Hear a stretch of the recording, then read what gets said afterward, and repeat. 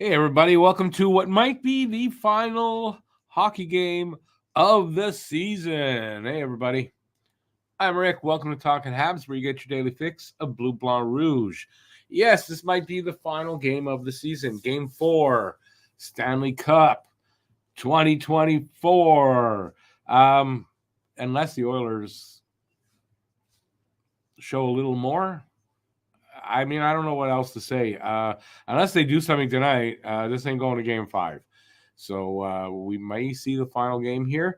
Stanley Cup handed out, but we don't know until the game is played, and that is coming up in I'd say about 15 minutes or so.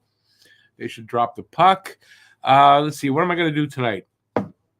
I think I'll attempt to do some more play-by-play. I haven't done that in a while. We'll obviously some color commentary, talk to you guys in the chat.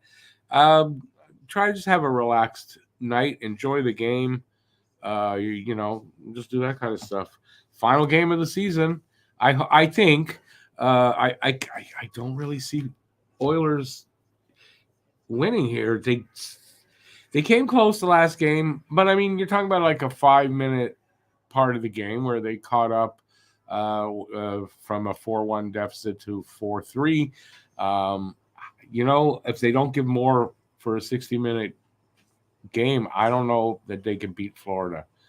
Very disappointed in how boring they're playing. I was commenting so much the last game. Draisaitl just standing around, not skating, not moving his feet in the offensive zone. I mean, you can't when your second best player is doing that. Everybody else is going to do the same, I think, Anyway, I'm looking for more from Edmonton, but I just don't think they're able to deliver that for a 60-minute game. That's what I'm going to give you. And Bob is just, I mean, he's not unbeatable because they scored 3 goals the last game, I guess, but I mean, Conn Smythe winner, I'm sure, of this series. Unless the Oilers somehow manage to turn this around, win 4 in a row. But, I mean, if you've watched it, you think Florida's going to lose 4 games in a row? I don't see that. So, not unlikely that Edmonton does actually win this game. But it's really, if all the games in the series so far were really close, not just on the scoreboard, but like just really close, the play was really close, I'd say, yeah, Edmonton's going to win tonight. And then we'll go from there. I don't think so. All right, let's use here. Talk to me in the chat if you are here. I imagine the way the series has been going, not too many people are really interested in this game. We will see. Now, as far as the brackets go, if you entered the bracket challenge, I'm winning. And I'm going to win because I'm far enough ahead of the next guy, which I think is BL Duff, that even... I mean, I'm not going to lose. He's got Edmonton. I've got Florida for the Cup. I think even if Edmonton wins, I still think I'm going to win the bracket. So yeah, congratulations. I won the bracket. Yay. It's the first thing I've won doing this here since I'm doing these. Like, it's the first one of them I won. So I'm very happy about that. I got 30. Well, if Florida wins, I get 13 out of 15 series. So right now I have, I guess, 12 out of 14 that I got right, which I've never done before, never come close before. It's a miracle. All right. Guru. Hey, Guru. Time to put these Oilers fans out of their misery. It's not even a close series, and Florida won't be losing 4 straight games. Exactly. It's just not going to happen. Would I like to see Edmonton come back a little bit? At this point, maybe not really. It's time to end the season. Let's get moving towards the draft and concentrating on that, and I'm good with that. Now, if the Habs were in it, it'd be a totally different story if they were in Edmonton's spot, but they're not. Hey, Phil, how's it going, Phil? We want Florida. We want Florida. I'm not a big fan of the Panthers, but it's not Montreal in there. Do I really care who wins the Cup? Bringing the Cup back to Canada, it's not Montreal. So, and I came into this series going, yeah, I'll root for Edmonton, but have they given me anything to really root for? So, no.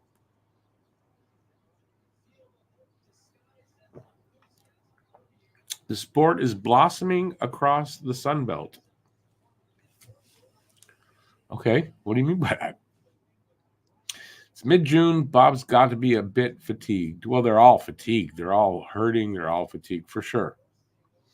David, Oilers have gone as far as they could, maybe further since they didn't play Vegas. Yeah, I mean they've met their match. They just met the team that's better than them, and I mean that's what happens to every team, usually except the one that wins the cup.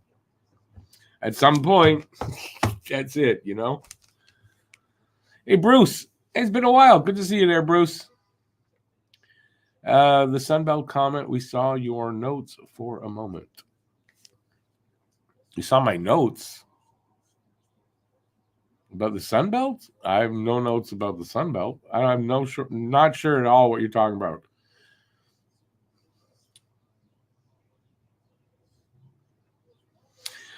Bruce, you're probably right that the Stars would have given the Panthers a better series, but the fact remains, Stars lost. So, we can look at that and go, this team and that team, but, I mean, it doesn't matter.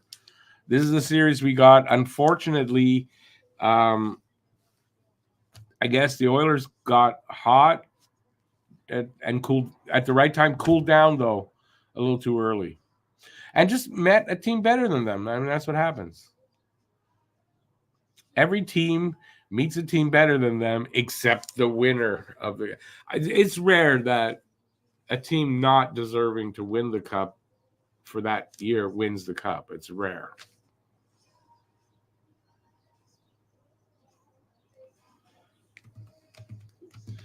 Let's see. Unfortunately, the Oilers are not worthy, but they got hot at the right time. I mean, listen, they won their way into the finals. They're worthy to have gotten there, but Florida's better than them. I mean, this is what happens. Unfortunately, we can't have every season where you get the two best teams playing for the cup. It's too bad it's not like that. And there's been some shitty finals, but hasn't been a Game 7 final in a while, I think.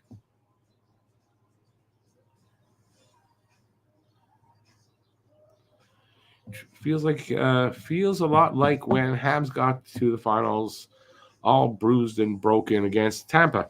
But listen, either way, it's a possibility that even if they were a bit healthier, that they had met in Tampa the team that was better than them.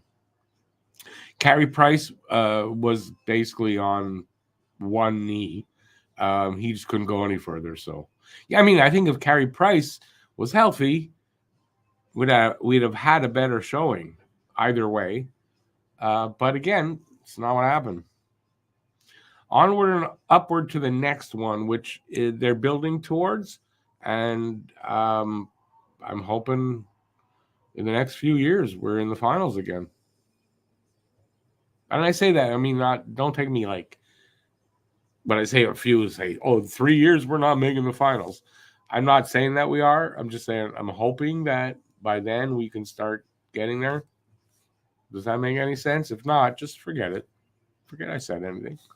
Top 4 Oilers have 0 points. Did they remind you of any other team that we've seen in the playoffs once they get there? Yeah. Yeah, I mean, that's the surprise, right? But in that last game, the only one of those top 4 guys to me that was playing really well was McDavid. Draisaitl was literally not skating. Like it was unbelievable to see that. I don't know what's wrong with why that would happen, but I think he's an ultra competitive guy.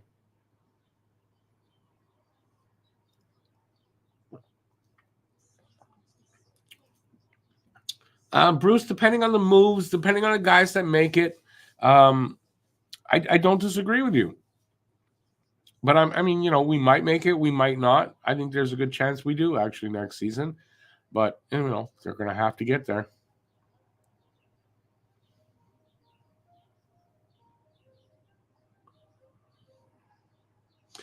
Bruce, yeah, I mean, Skinner is not. I mean, what are their save percentages? I think Bob, 985. Skinner 895. You can't win when one goalie is 985 save percentage and the other is sub 900. You're not going to win. It's not going to happen. So unless Skinner goes like shuts them out for the next 4 games, pretty much they don't have a chance even. Let's see. Phil says, I'm afraid of Demidov. Me too. Demidov, for me, I don't want Demidov. I know that sounds crazy. You can all whatever. No, Lindstrom worries me a little bit.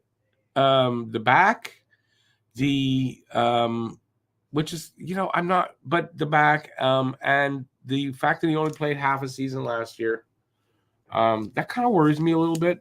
I don't think he has the highest high end. I'm working on a Lindstrom video currently right now, putting it together. And while there's a lot of things that are wow, and there's things that concern you a little bit. Not as far as will he be an NHLer and a top 6? That doesn't worry me. Just it worries me. There's a few things that kind of worry me. So for me, I'm hoping Demidov is gone and Lindstrom is gone, and they don't have to make that decision. Except it seems like Anaheim and Columbus both interested in Seneca. So Seneca could be gone. We could be looking at Lindstrom or Demidov. I don't think both of them will be there at 5. One of them looks like will be there. And between that guy and Iginla, in my opinion. So yeah, I'm still on Iginla. I kind of would like to see Seneca. Like, I'm really tossing between the two.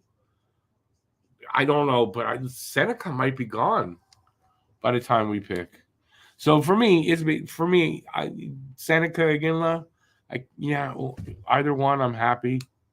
Now, if they do take Lindstrom, if they do take Demidov, I'm not going to be, oh, fuck, they took those. I can't believe it. I'm not going to be like that, obviously. I just would rather one of these other two guys. Do I think Montreal will take Demidov? I actually don't. I don't. And I'm kind of so on whether they take Lindstrom, because I don't see, will he add? It's like, he's like, we already have that player here. Does it mean we can't have another one like that? No. But when you've got a couple other guys there that could be available that bring a totally different dimension that will look really good in your lineup, I think you got to go that way. What was the line I used in my poem? I can't remember. I don't have it in front of me, but take the player that fits your game. Sometimes that's the better player, especially when they're really, they're neck and neck in talent, just different. They do different things. Take the player that better fits your game.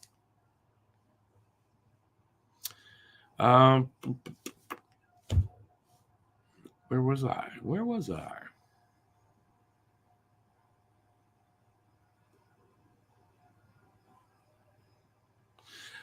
Phil, I don't think all of them have serious questions. And I also think that one of the guys that I don't think has serious questions will be there for Montreal. And I think that's Iginla or Seneca.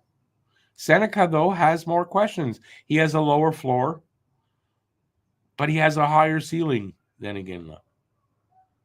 And this team's really interested in it. He's got the height. He's not 6'4". He's just a hair under 6. He's a little under 6'3". So that's stuff we found out. Still not on there yet. No D. We're not getting a D. They're not taking a D. There's no need. They're looking for forward. There's going to be one that they want to take there over a D. I'm almost 100% certain of that. Lindstrom is a top 10 pick. I don't think if he falls, I don't think farther than 7.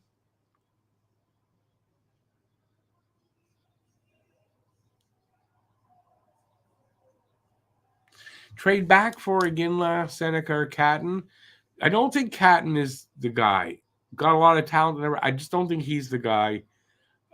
Trading back to get Seneca when I think Seneca might not even be there, that doesn't make sense. And again, for if you trade back to get Iginla, you might, depending where you're trading back to. But it's a possibility. Like if their target is Demidov first and he's gone, and they figure, well, if we take Iginla, we could do that at 7. They might trade back. I don't really know. Oh, how the hell did he get back? He's just like, tonight might be the last game.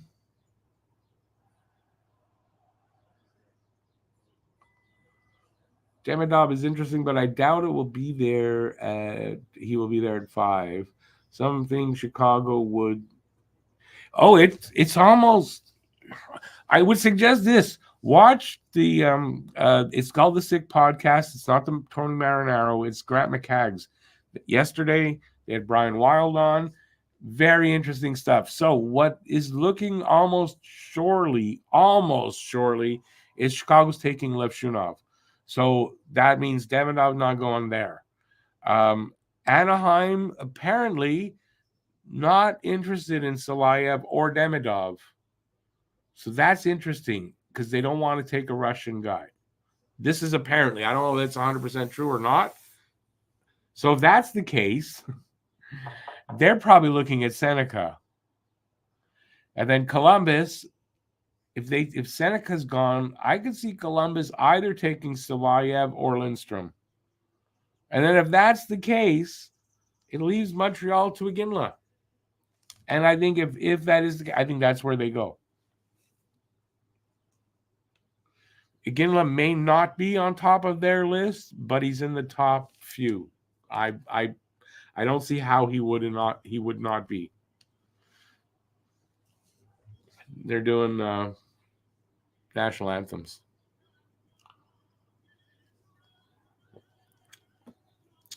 Phil, the best thing is to ignore him. Just ignore it. Let's see. Demidov is interesting. Okay, I think I read that. After saying they don't need a defenseman, they will probably draft one depending on who's left. Montreal's not taking a defenseman. I heard it's almost guaranteed that our late first is traded.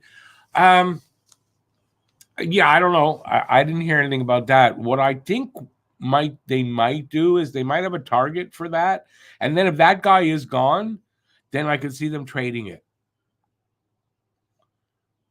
And it seems like they may have a target there, but he may not be there when they're picked. And at that point, they'll trade it. So, things are going to happen. It's going to be a very interesting live stream, and it's going to be a very interesting draft.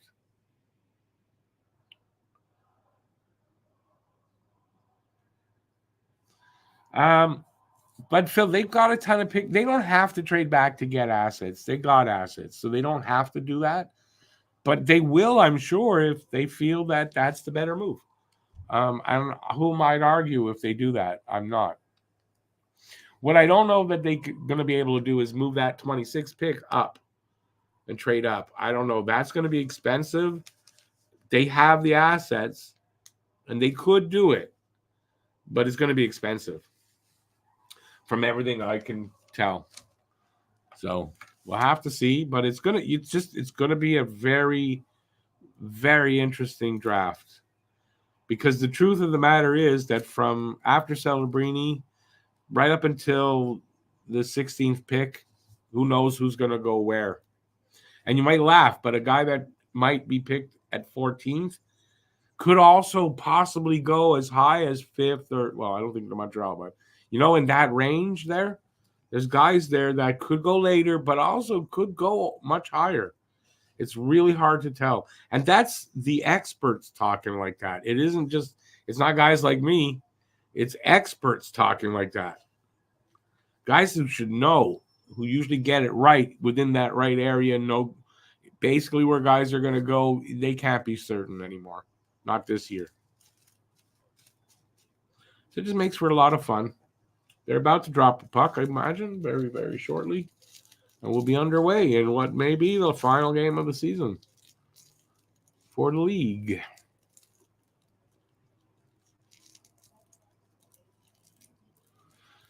I doubt if Montreal at that point knows that Ginla's gonna, that's who they're gonna. I don't think they're trading down with Calgary because Calgary trades up, they're taking a Ginla. Come on, Calgary, I'm sure wants a Ginla.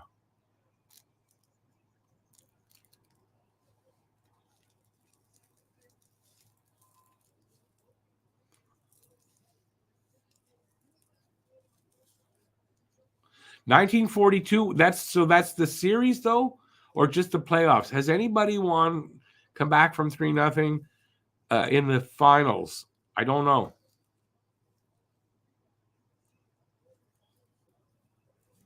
I think it's been done 4 times in the playoffs. I don't know about the finals. You're an expert, Phil. Jeez, you could be making a lot more money being on there. We're underway.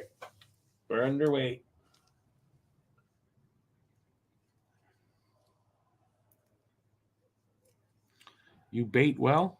Master, or if Calgary wants to move up in the draft, Calgary doesn't have anything that's worth value to give the 5th pick. I can't see how Calgary can move up either necessarily, but you never know. Did I eat before the game? I did. I just had fruit. I didn't feel like cooking what I was gonna, so I'm gonna do that after. But I had enough, so I'm okay. But I may get hungry later. Thank you for asking.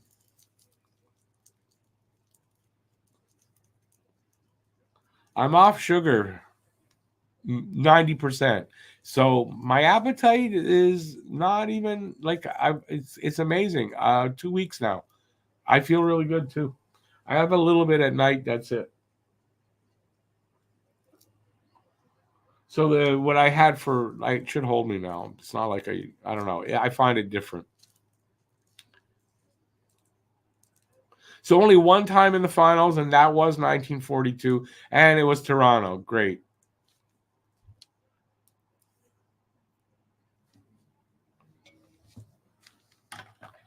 Yeah, it's not something that happens very much. From 3-1, teams come back. It happens often enough, but from 3-0, it's a rarity. So we're almost 2 minutes in. No score. 2-1 in shots for Florida, and that's where we're at. I've been eating less for a little while just now, but yeah. It's just 2 weeks in. I'm having a little difficulty with cravings, but it doesn't matter because it's my mindset that changed, and so I'm good. But yeah, you should try it because anyway, it's better than losing a foot to diabetes or my eyesight. Not that I'm in danger of it right now at all, but before that happens.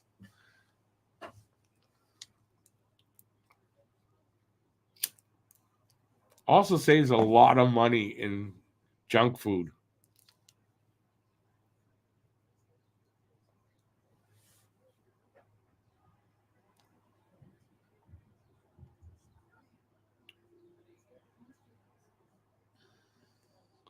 Hey, Quinn.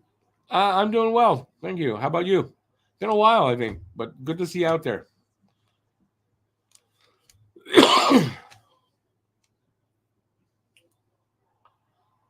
I'm also cut back on my tobacco use, so it's less in there. So I'm trying to. I want to live longer. Hopefully, the planet survives, but I mean, at least I want to live longer.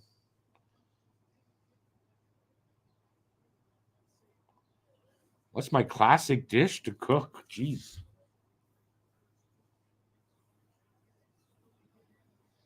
I mean, I cook a lot of different things, so depending on what I'm in the mood for, some things I cook better than others. What's my best dish? I'm like maybe my fried chicken, which I don't make much anymore. I've cut back on fried foods as well. Well, deep fried foods for sure.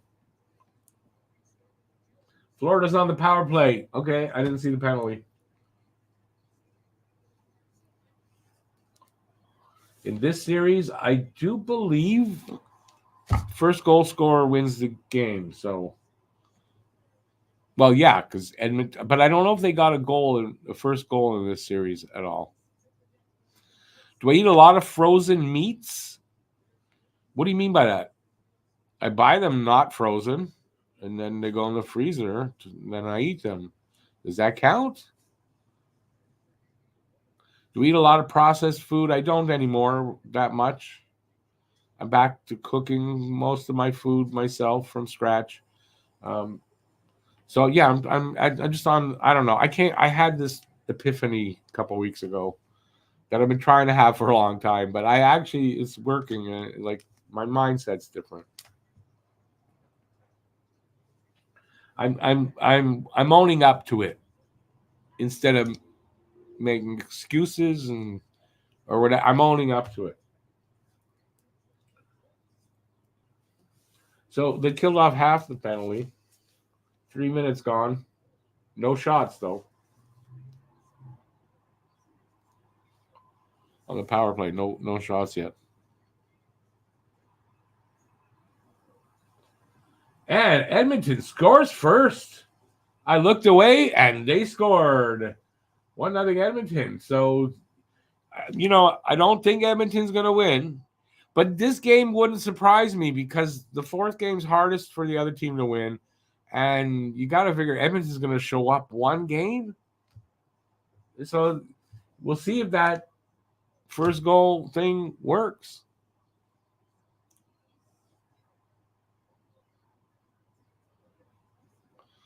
Phil, I sometimes do that, but I don't do it often anymore anyway. I went through a period there for a while and I was, but I'm back to cooking.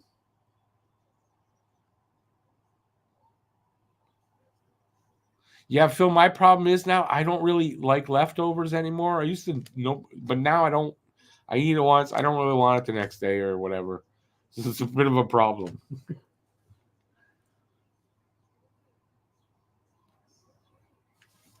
So a shorty, that's true. That was a shorty too. That should give Edmonton a boost. We'll see. We'll see. We may have a game tonight.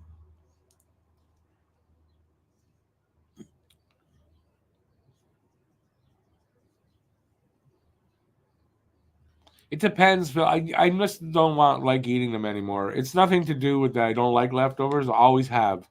I always used to cook extra, so I have leftovers. But I don't know. It's a weird. It's a phase. Wait till you get my age. By the way, which is 61. Okay, I don't qualify for 70 years old.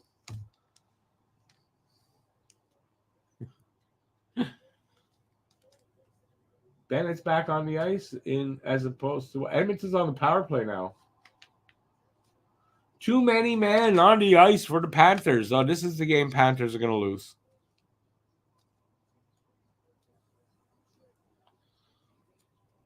Okay, I don't know. I can't pronounce that. What guy doesn't smoke? I smoke. I don't smoke cigarettes.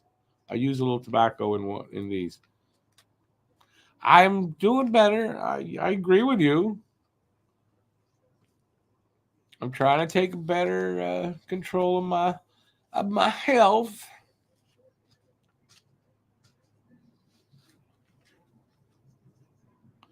Now, listen, I know of it, but I'm just way too young for that. And it wouldn't cover dentures, and I got that covered. I got to make the appointment, and I got to go through it. That's all. But I got it all covered that way. So, but I'm getting dentures. So you guys got to put up with this space here for a little while. It won't be there. I'm getting it done soon. Waiting for the season to sort of slow down. Should be mid-July. I'll start doing the work on it.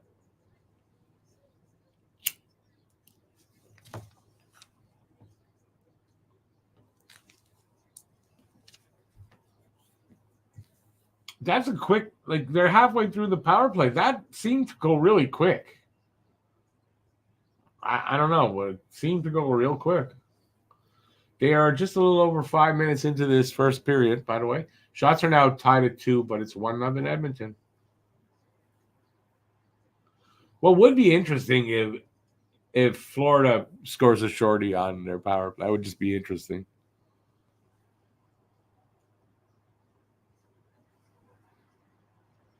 Guru, I thought this would be a closer series as far as scoring. How could it not? But who would have thought Edmonton's top guys would turn into Toronto's top guys?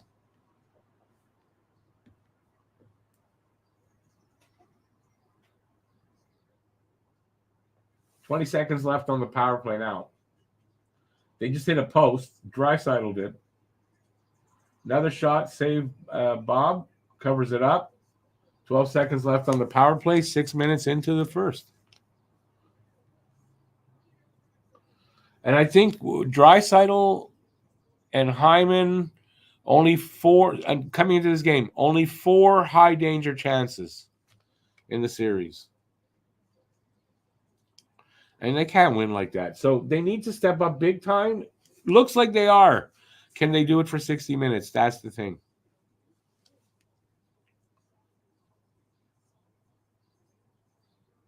Because without a doubt, if they don't play a full 60-minute game with high intensity, they're not winning this series for sure. Not winning this game either.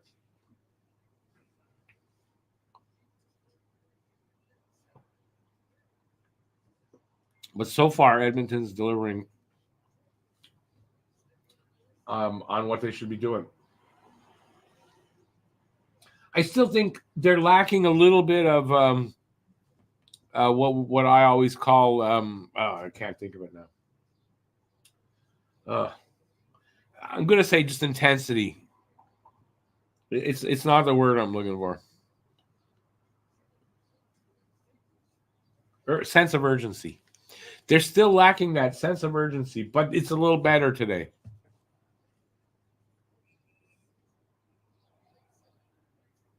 Get a nice and call here. 13-11 left. Shots are now 4-3, and Edmonton is up on that with a 1-0 Edmonton lead. ABL. You could have, you had them. It looks like this game is going to be a little bit different. I don't know if you're just watching now, but Edmonton looks better. Can they complete that for 60 minutes is the question.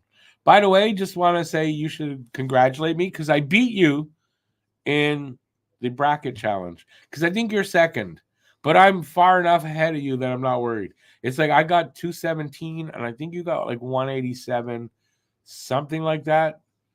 You're not catching me. So we just have to decide what we're doing about. I don't know if there was a prize. I didn't set it up. Matt did, so we're going to find out. I don't win a prize. If there's a prize, second place gets it.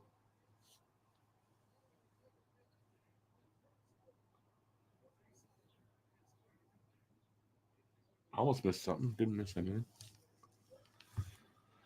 From rehab? What's rehab? Who's from rehab? I'm not getting you there, Phil. Did you make an entry? You can only win if you made an entry. Somebody is behind me, and I think it's BL that's second place. If not, he's third. But I think it's BL that's right behind me.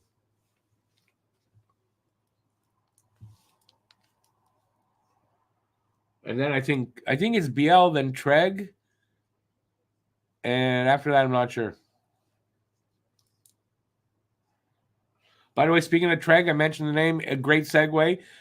Wednesday, next week, Wednesday, we're doing the Habnormals podcast.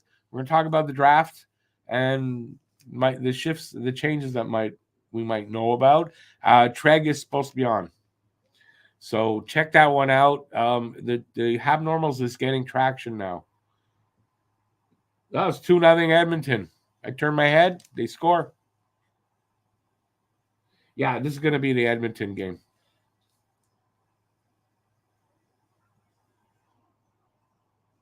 Wow, that looks like Tuesday I'm going to be doing another game. So early in this game to say that. But it's reminding me of how Florida's been beating them. So we'll see. Another card? No. And you're not winning a prize anyway. Oh, you might. That's true. I'm saying. No, I don't know what it'll be. We'll send you a T-shirt probably. It's probably going to be something like that. I don't know, but because Matt set this up, I just participated. And I doubt Matt's showing up tonight. He never said he was, so. And I never asked him to have to be here. Florida's playing for the gate. They want one more gate. Yeah. It's not a really smart thing to do if that were the case anyway, and I don't think they would.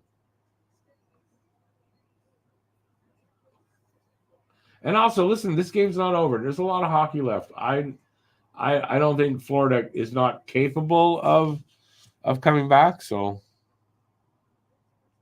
what gate at back in Florida? The ticket sales.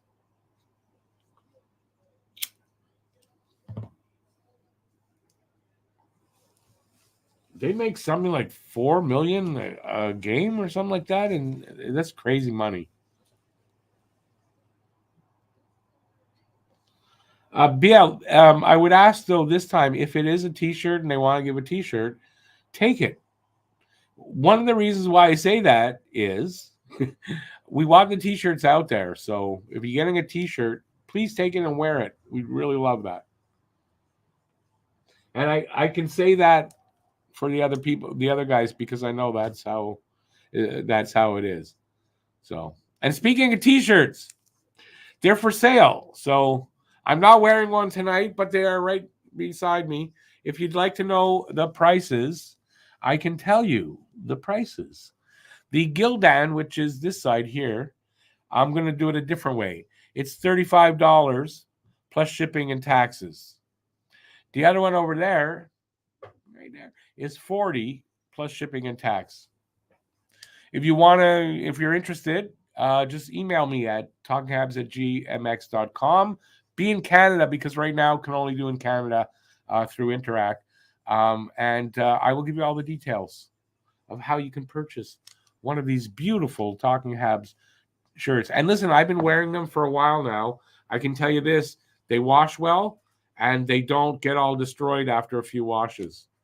I've washed them each for a number of times and they look like I just got them. So they hold up really well to that. Gildan's a good shirt. Fruit of the Loom is a good shirt. So, and super comfortable, soft, really nice shirts. And the design, I mean, look, the great design. So yeah, let me know.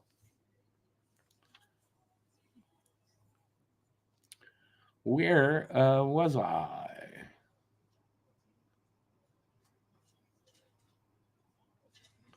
BL, exactly. You can advertise for us. I don't mind. All the teams are going to, once they see the design, BL, they're going to ask about them. I'm telling you.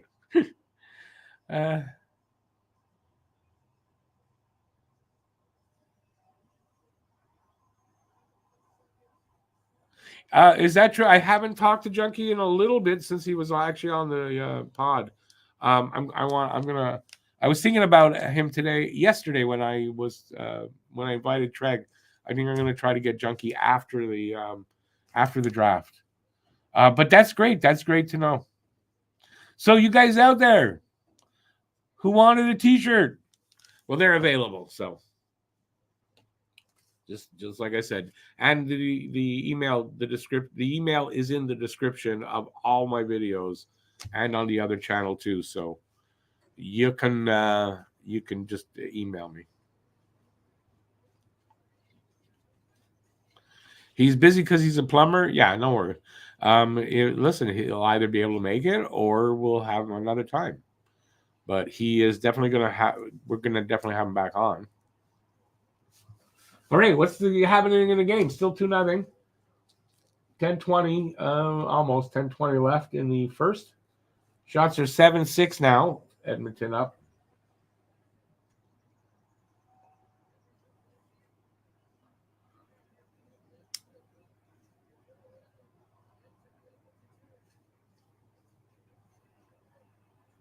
This has been, without a doubt, Edmonton's most fruitful first period of this series.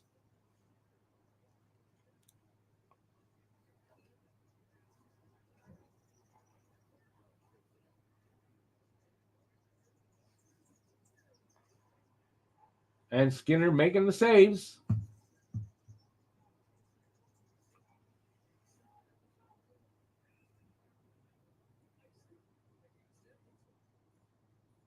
Imagine if Edmonton actually makes a freaking series out of this now.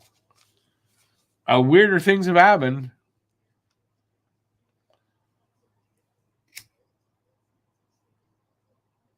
Although I kind of think, like, back in Florida on Tuesday, if Edmonton wins tonight, it'll be back to the way it was. I hope, kind of, because BL's got Edmonton. I don't think it'll swing the brackets, but it might. I don't know what the point is. I don't know what points you get for winning getting the finals right.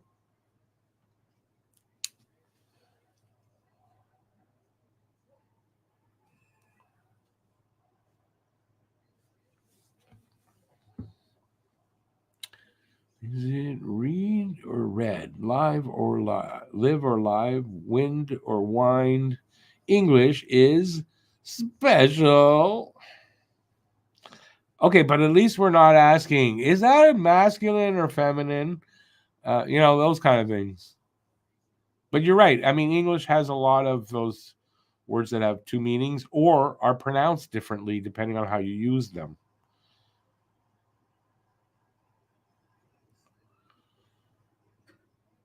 What does that say? +1 for my reading? What do you mean?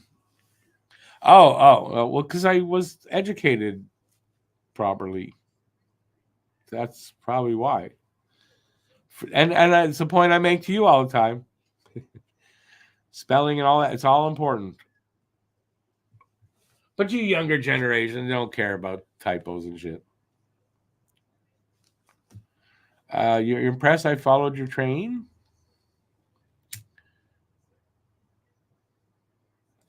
Because no matter what anybody wants to think, I'm okay in there. It's still working.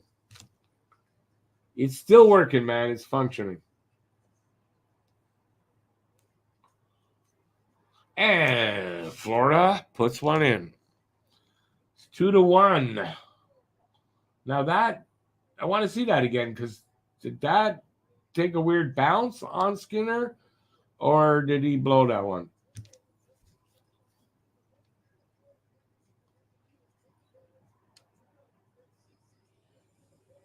I think that got tipped.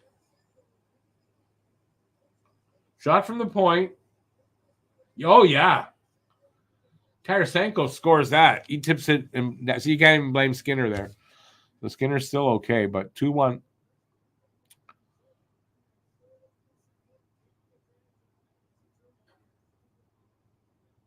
You've seen that. Yeah. AI is getting pretty serious, man.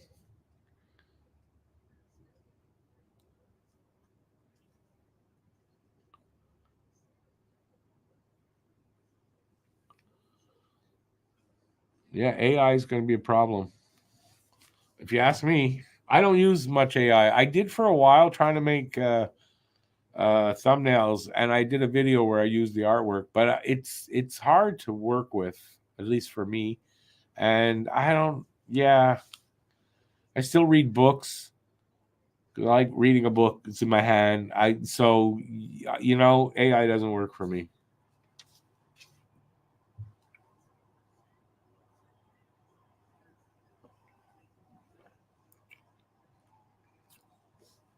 Because that's going to mean it's going to, because I don't want to use it, it's going to stop me from getting killed from AI that is going to destroy us all? No.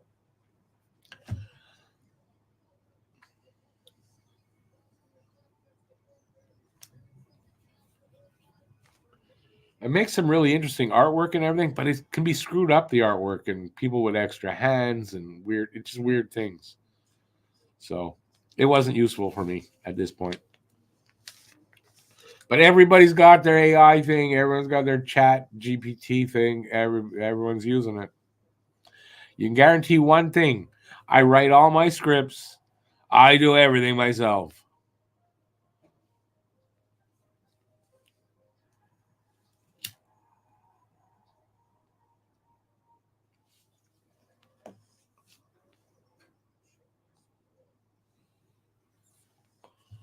Commercial break.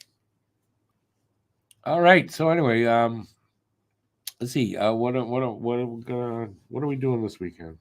I'm actually not doing anything tomorrow. I'm taking a day off tomorrow. It is Father's Day, so might as well take the day off.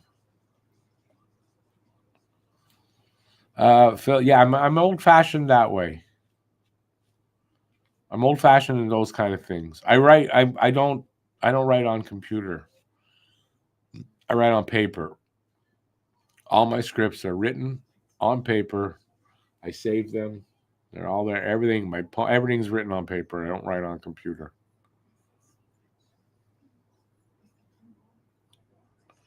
Where's all the guys that don't know shit about hockey? They don't want to even touch the. I don't know. I didn't ask them to do this with me. This was my decision. I didn't feel like also hearing, yeah, and then nobody shows up. So I didn't want to do that. I didn't want to push that on them. So they're probably watching the game, getting ready for Monday's Celtics game.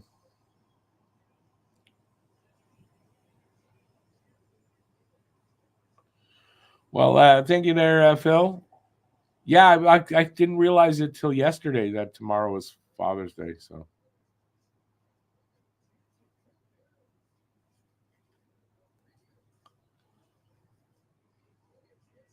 you're still using a 15-year-old pencil? That can't be. I write in pen anyway. Actually, gel. I like these. Get them at the dollar store. 2 for $1. They're fantastic. Love them. And I write with that. And I like black over blue.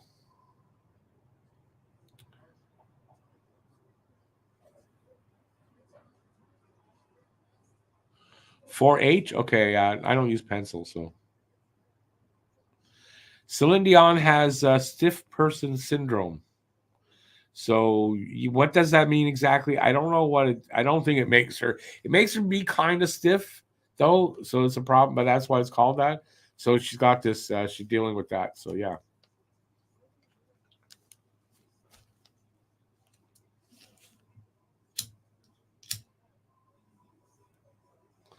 She probably got it from that pedophile husband of hers that she had, that he's no longer with us. May he be rolling over in his grave and not resting in peace.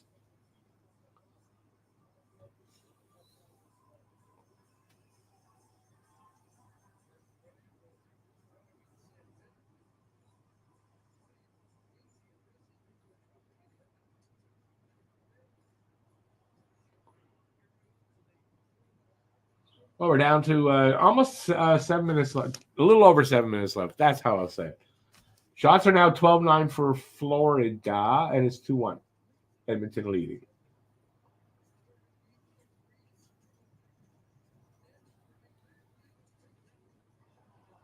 And if I'm correct, from what I'm seeing, we're kind of back to the way they were playing before this game.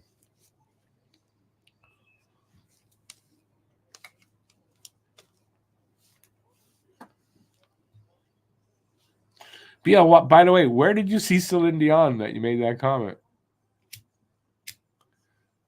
She did a CBC interview or some shit like that, I think. Is Skinner a cool goalkeeper? In what way? Cool. I don't know him personally. Is he good? Overall? No. Can he have good games and get hot? Yeah. Is he cool? Like I said, I know nothing about him, his personality or anything, because that's, to me, would define cool. Does he look cool in his uniform and his pads and all that? Yeah, I guess.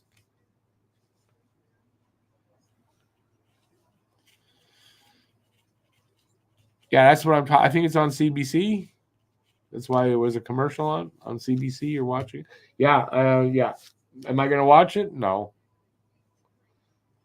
My mom's second husband, though, he's from the Bronx. He loves Celine Dion. Oh my God, it drove us crazy. So she's not my favorite.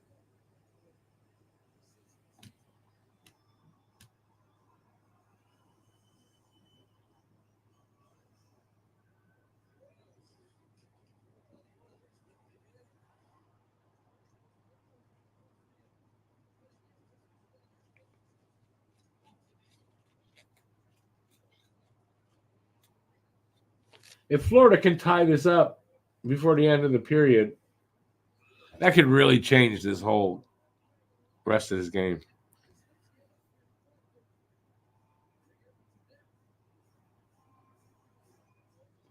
Edmonton really needs the next goal. And that 2-goal lead there where they say worst lead in hockey, not working well for them so far. I don't know. But I think Edmonton needs the next goal or this game could really turn around.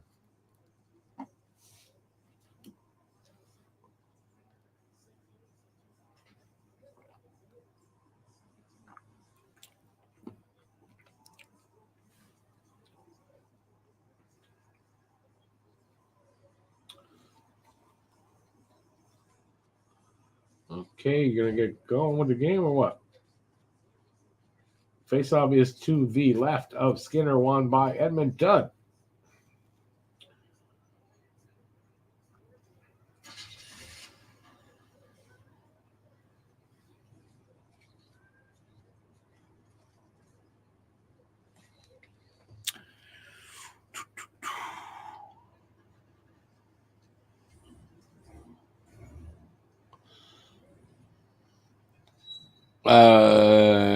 Yeah, what? Honkanen Kobaneko. Is that an Irish name? I'll only say I know Conan O'Brien is Irish, so that first name could be. But the last name, I don't know. Why you ask that? It's kind of random.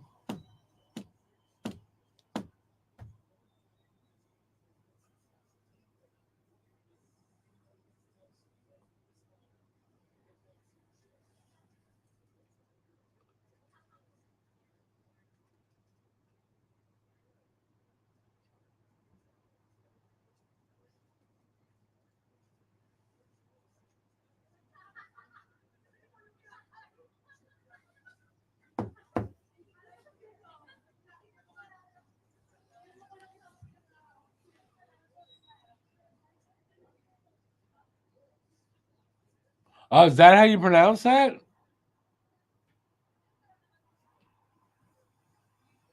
They did. Edmonton scored 3-1.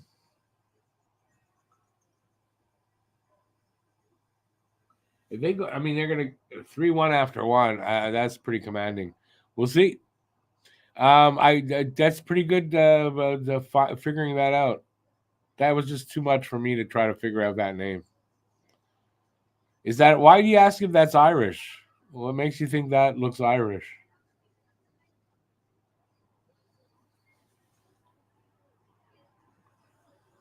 Yeah, Bob's having an off night, I think.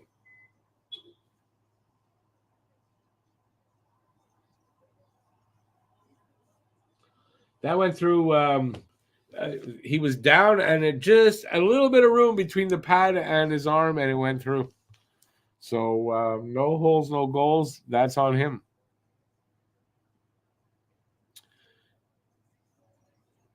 Oh, that's sarcasm. I'm sorry, BL. I should see that. Yeah, sorry.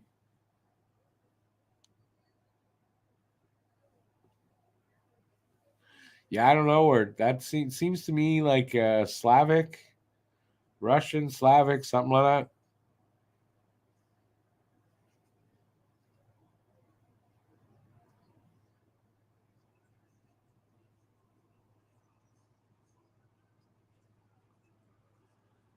.425 to go in the first.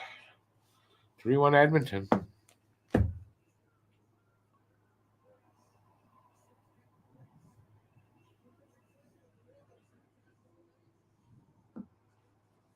Still a lot of hockey left, but I mean, it doesn't look good for Florida tonight. BL again, told you, I've explained this before with Pete. No, not no waivers. I haven't spoken to him in a little while. But I mean, there's nothing wrong between us as far as I know. If there is, he has not told me this.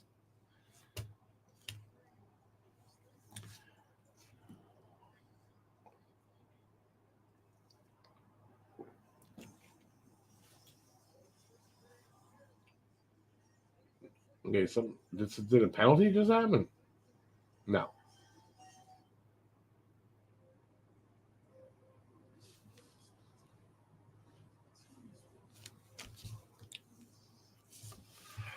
All right, so everybody out there, because it's not just BL that's here. What do you guys think so far? You hear Pete hit his head is now doing podcasts with Steve Dangle. Yeah. I really doubt that. I really doubt that. Dangle's a pro now. He's got his own production company. They got a whole bunch of different podcasts, not just his on there. Kind of like what Marinaro's doing with the Sick Podcast. It's an umbrella thing. It's kind of actually what I'm inadvertently doing with the Pucking Around podcast. It's kind of an umbrella over Pucking Around, and then we've got the Flyers one and the Bruins one. Hab Normals is on Talking Habs. So it's kind of what I'm doing. I didn't know that's what I was doing, but that's what they're doing. And it's kind of what I wanted to do. I have this idea, but I'm so not that person. I don't know if I'm going about it right, but I've got a vision of what I'd like to happen here. And it turns out I'm doing the same kind of things, just I don't have the money behind me they do. Right? Or the sponsorship. And I'm a little disappointed in the Sick Podcast that one of their sponsors is Betway, which I just found out. Even though that was the case, I still watched Grant McCagg's podcast. It was good. But I was a little disappointed to see Betway as their sponsor. And then them doing a plug for it, like they're, reading out something like, I won't do that. I'm sure they're getting paid well, and I could use the money when we get to that point where they might be interested in us. I'm not doing that. Not Betway. Or any other betting company. It's not happening. But listen, to each his own. I'm not going to be out there telling them what to do. If anything, I really like the way McCagg's podcast went. It's something to learn from. Steve Dangle, I don't know. His shrill, screamy voice is, I don't know, it makes me a little nutso now.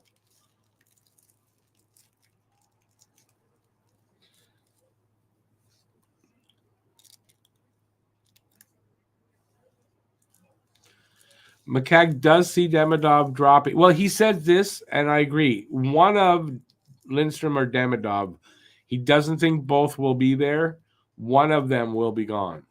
He thinks it'll be, obviously, he thinks it'll be Lindstrom and Demidov, and he thinks Montreal should take Demidov if he's there. And it's not that he doesn't like Iginla. And, he'd prefer them to take Seneca if he's there. But the surprise, like the things that, like he talks to scouts and he talks to people. He's got a little inside information, and then, it's just interesting where it seems to be going.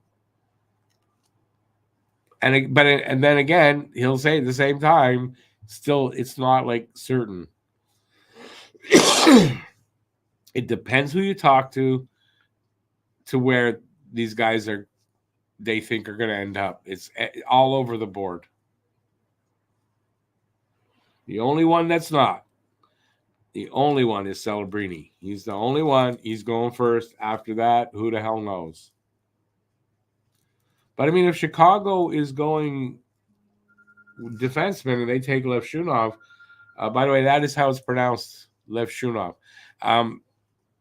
Yeah, I mean, it's a bit of a shock to me. I thought they'd go Demidov. And then again, they may. It's still 2 weeks away. 1:25 left in the first. 3-1 still for Edmonton. I think that Edmonton's going to come out of this 3-1. Florida, if they could get a goal like now, would that would be a good like sort of kick in Toronto and Edmonton's ass going into the intermission. Stu Cowan wants them to trade for Zegras. I know. Excuse me. I don't know why. I just burped. I don't know why. It was watermelon. I ate watermelon before. So I don't know why. Who burps up watermelon? Me, obviously.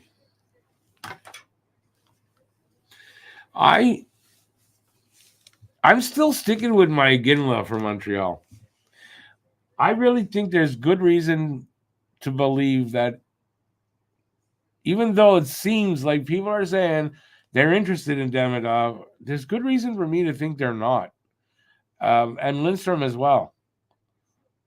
And that leaves Seneca or Ginla. Which one do you take? It depends on who they think has the highest. How was it put?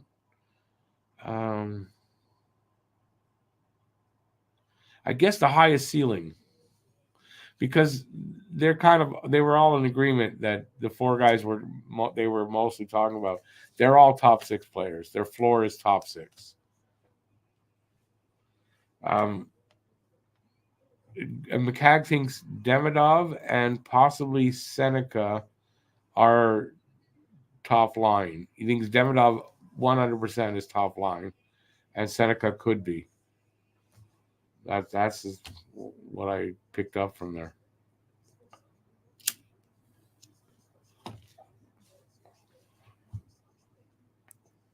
Oh, apparently is it Columbus is interested in Seneca or Yakimchuk? Apparently, I would have thought it would be Dickinson, but could be Yakimchuk goes in top 5. It's crazy because he's kind of ranked around 12.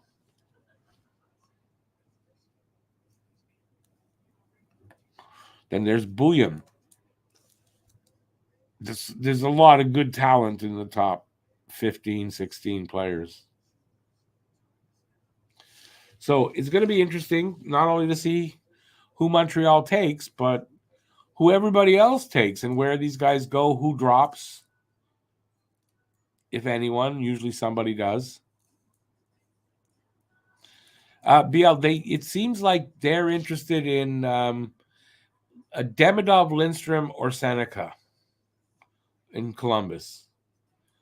So Demidov obviously for his skill, but Lindstrom and Seneca for size as well. And the new GM there, the former Canes one there, what's his name? He says Waddell. He says they probably going with size in somebody who's big. And that you're talking Seneca or Lindstrom as far as forwards go.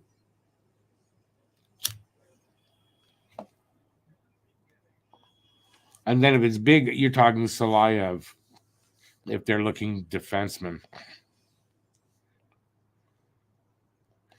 And in a draft where they said like there's gonna be a lot of defensemen go in the top 10, might be all forwards in the top 5. It's a possibility.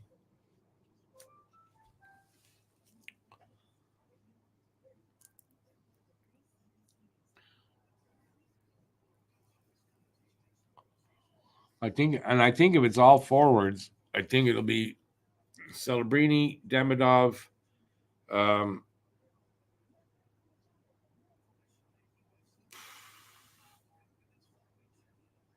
I'm trying to decide between Lindstrom or Seneca going to Anaheim. And then flip them. Like whoever's not is going to Columbus. So those guys are gone. And Iginla going to Montreal. Because if all those guys are gone, I think Montreal takes Iginla. Again, I still think they do. But in that situation, I think they definitely do.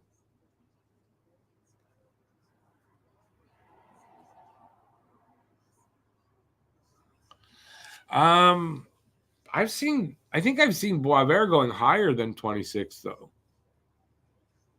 So if they really want Boisvert, they might have to trade up to do that. Massey, I don't know anything about him.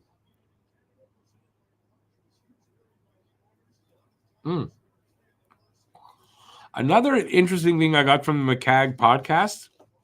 So the combine, so the testing, right? So that's all the weight stuff and the pedaling, all that stuff. Apparently, there's a couple of those things that you wouldn't think it's a stat that really translates to an NHL player. And one of them is or two of them, the standing jump and the long jump. And I know I saw a video of Ginla doing the standing jump, and I think he finished in the top 10 in those two, I think. So that's an indication that this kid is a sure shot NHLer, which I don't think was in doubt. Seneca did not finish on top of anything, I don't think. Although he had softest hands. He had something. Anyway, voted by scouts, by the way, for that. Softest hands. I think he was the best for that. Anyway, very interesting. Hey there, Eric. Maybe Oilers will win a game. It looks like they're going to win this one, but 2 periods of hockey left. So it's maybe not, but it looks like it. I guess, I don't know. I'm kind of done with it. I'd rather it be over tonight, just because it's mid-June. Hockey should be done already.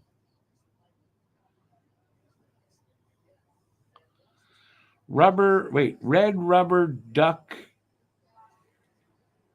What is that? Gwen? Duck Gwen? Duck and Illogical say hi. Oh, I see you. Okay, that's what you meant. Both of you guys. Awesome. Welcome to the channel. I don't know that I've seen you out there before, but welcome to the channel. Illogical raid, is this a good thing? Oh, it's a good thing. I've been illogically raided. All right. Spock wouldn't like that too much, but hey, I'll take it.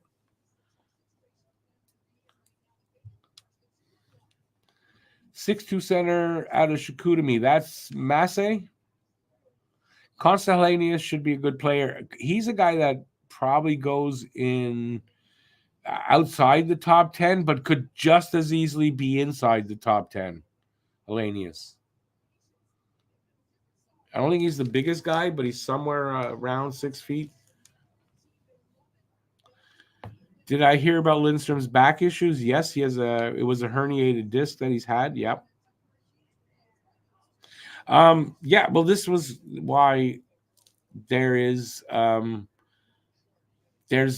reason why Lindstrom might not be the pick, and why I'd go with either Ginla or Seneca. It's a good thing indeed. Awesome. I appreciate it. I don't know what triggered it, but I appreciate it. Hellenius was great in the movie Gladiator. I know. And the fact that he was in the original Gladiator and he's just in the draft now. Like, that's crazy. Well, awesome. Well, like I said, welcome to the channel. Great to have you here. And spread the love, man. Spread the love. I come from an era where that had 2 meanings, but they were all good. Spread the love. At the same time, you can spread the t-shirts around. If you're interested in a t-shirt, got 2 different kinds. Email me. Email in the description. talkinghabs@gmx.com, and I will explain how it works. And we must be getting somewhere close to... No, it can't be getting close. It just ended. I have no idea. I lost track of time. Yeah, we're only an hour 10 into this. Seems like in the playoffs, it takes about 3 hours the game instead of 2.5. And that's without overtime. And let's hope for no overtime. Finishing around 11 o'clock, that's pretty good. I seriously hope Florida kind of comes back. I really wouldn't like to extend this.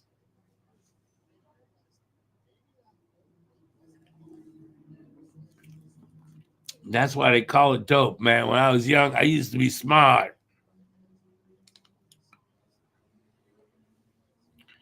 Now I'm like Rocky Balboa. Adrian!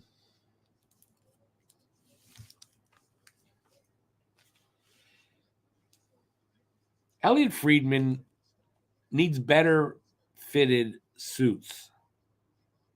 He just does.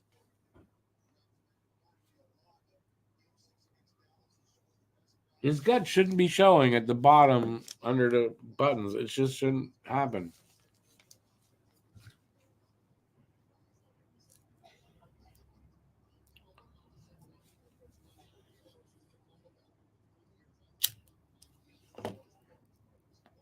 All right, so we need a new topic.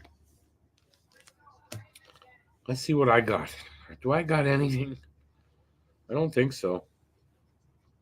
It looks like we'll be back at this on Tuesday. Right now, we're doing the pucking around on Monday. We'll be talking about what are we going to be talking about? I know we're going to talk about the draft there as well, and I haven't worked out the subject matter, to be honest with you, yet. So that'll be out on Tuesday. On Wednesday, we're doing Habnormals, and again, we're going to talk about the draft. And over there, we only talk about the Habs in general. So we'll be doing their stuff. Habs signed Oliver Kapanen to a 3-year ELC yesterday, I think.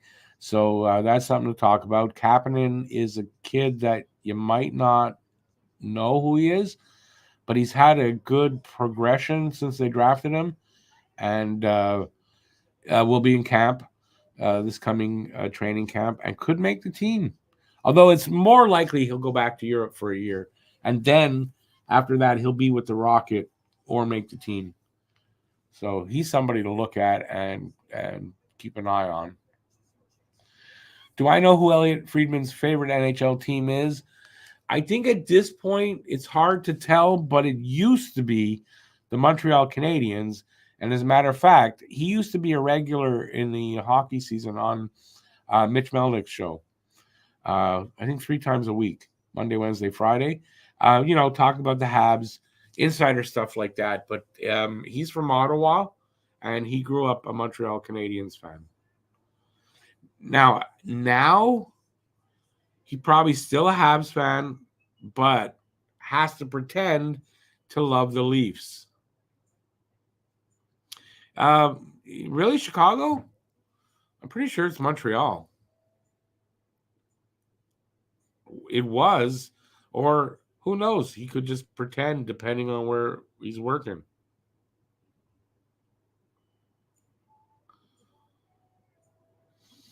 José's got Oliver Kapanen drafted 89th overall in 2020. No, 64th overall in 2022.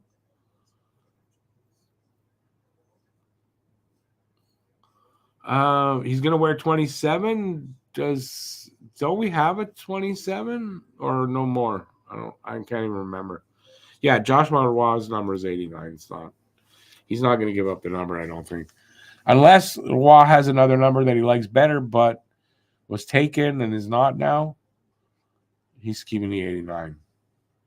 Because he's played few enough games that he could change his number easily. Wow.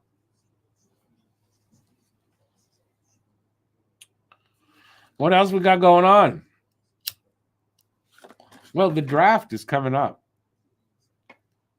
So that's big news because obviously it's crazy draft. But that means also my prospect videos. I'm working on Lindstrom right now. As much as I liked his clips, he's got some things to work on. And as far as between Demidov, Lindstrom, Iginla, and Seneca, might have the most to work on till he gets to the NHL. Not that he's not going to get to the NHL, not that he's not going to be a good player, but he might have the most to invest in time in, which could hold him back from being picked. I could see Lindstrom dropping to 7 or in that area as easily as being picked ahead of Montreal or picked by Montreal.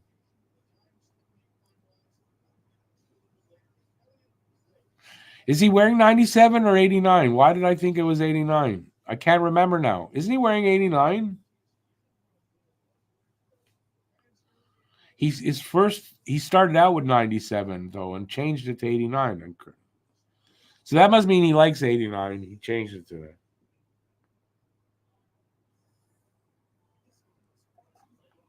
Or it was vice versa, or I don't even know what I'm talking about. One of the 2 or 3 or 4. Lindstrom was 27 when he was here. Okay, so there's no 27 right now. I know Lindstrom, the guy that we might draft, wears 28. Does that mean anything? I don't know. Dvorak is wearing 28. Am I right? Dvorak may be a guy that's not here by the time training camp starts. They might move that contract. Anyways, that's another thing too, right? Once the Stanley Cup finals over, we may see some movement and some trades and things happening pre-draft that, won't happen while the playoffs are still on. I know teams are discouraged by Bettman to do anything while the playoffs are on. Yet teams still do.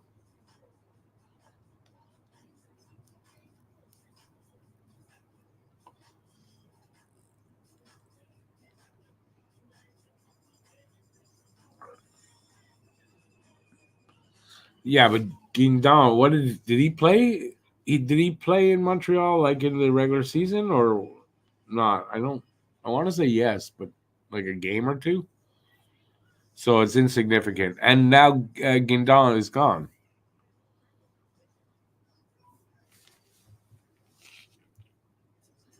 Right? They didn't offer him a contract or something. He's gone, Cedric Guindon.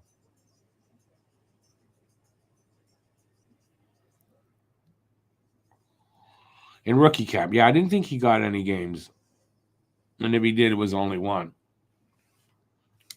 Yeah, and no longer. He'll be with another team or he'll be in Europe or something. Didn't make the cut.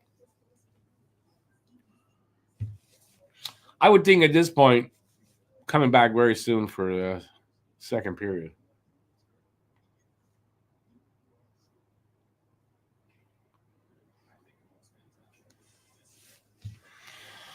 Anything else anybody might want to talk about or ask?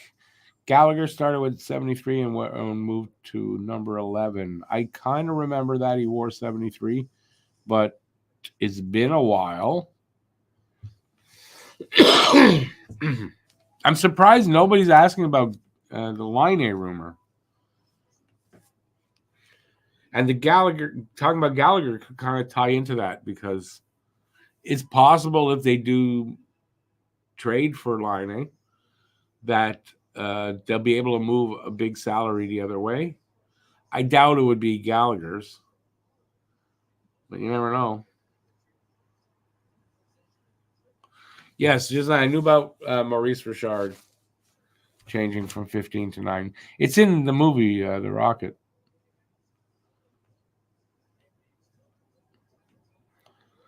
I don't remember Plekanec as number 35. But listen, a lot of players come in their first time in and they're wearing a number and it doesn't stay with them.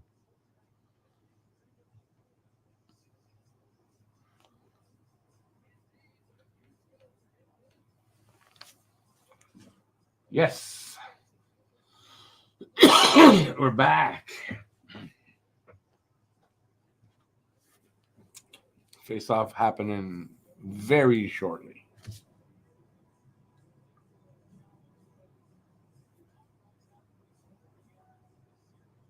Barkov I don't know. Nugent Hopkins? No, I don't know who 13 is. Henrique. I didn't see who. I can't remember now who won. They're in the neutral zone now. Yeah, I don't think play-by-play for me tonight. It's not there.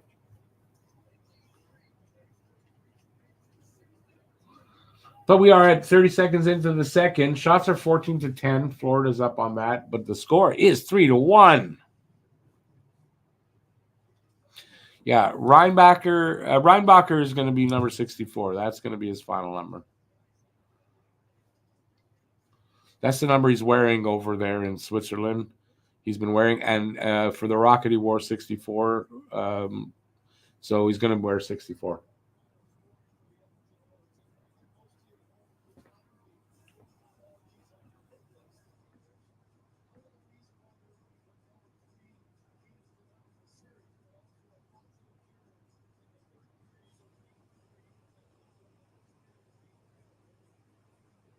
Come on, let's get this game going. They take so long, these games, man. Kapanen wore 27 in Sweden, so it's a possibility. He has to make the team first. There's that. He'll be at rookie camp, but the thought is that he'll probably go back to, I guess, Sweden is where he's playing for one more year. I think what it is actually is in the deal. If he doesn't make the Habs out of camp, then they reassign him back to Sweden. Next season after this one, then he makes the Rocket if he doesn't make Montreal.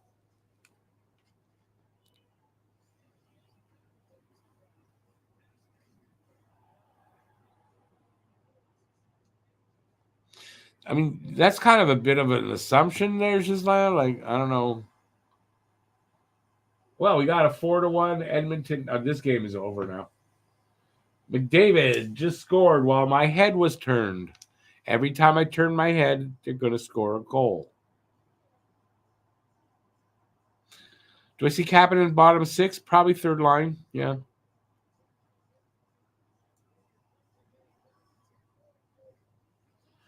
Ooh, brutal hit on Fogle.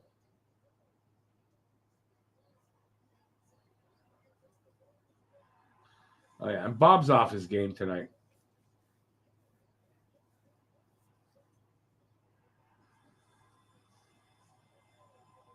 Bob's off his game tonight. The only thing unfortunate about all that is it's only early in the second period. This game is over. It's not, but it more than likely is.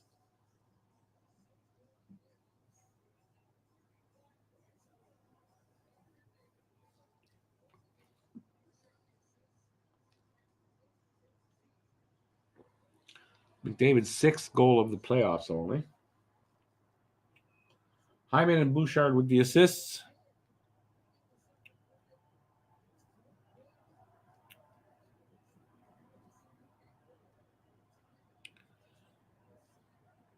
Let me see where I'm. Would I yank Bob? Would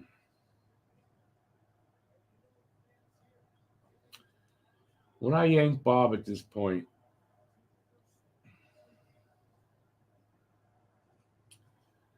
Considering, I mean, you got lots of runway. You don't have to worry. They're the ones that have to worry. I don't think yet. I think if he gives up another one, though, I think at 5-1, I think I do.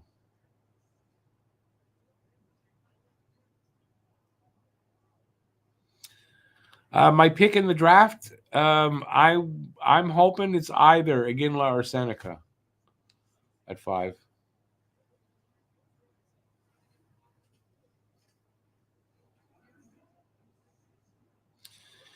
Renegade man, I'd say I'll take it one game at a time, and I don't know.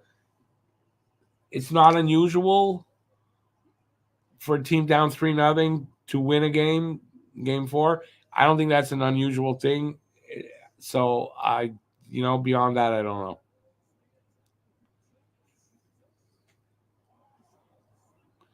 Are you saying Bob is 36? What does that have to do with anything? He's having a bad game. He's been pretty good this playoffs. He's having a bad game.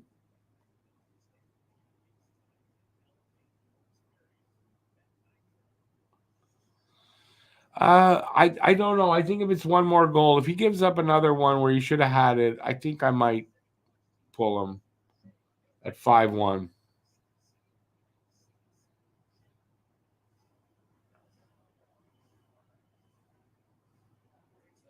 He's no doubt. He's been.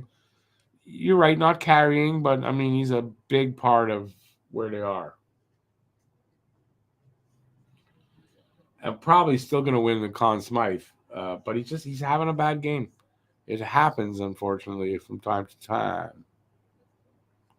Oh, BL, you go right back to him the next game. That's not even in question. But you might pull him for this game.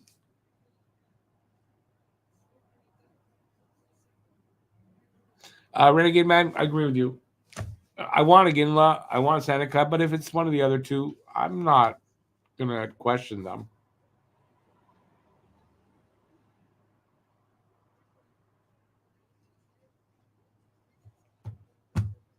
Just over 3 minutes gone now in the second.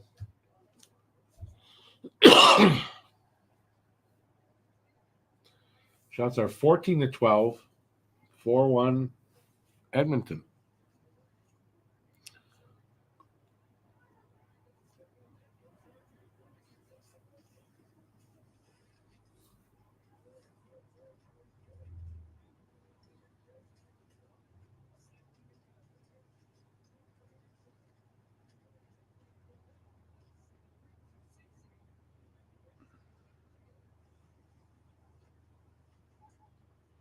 I'd prefer if Panthers made a game of it, but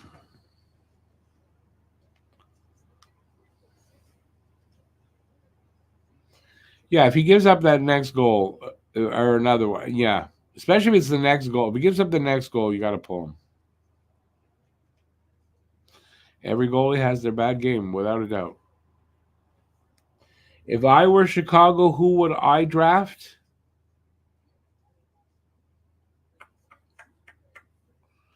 I'd probably go with Lindstrom and take that size, or Demidov or Lindstrom. But somebody to play with Bedard up front, somebody with that type of talent. Start building that first line.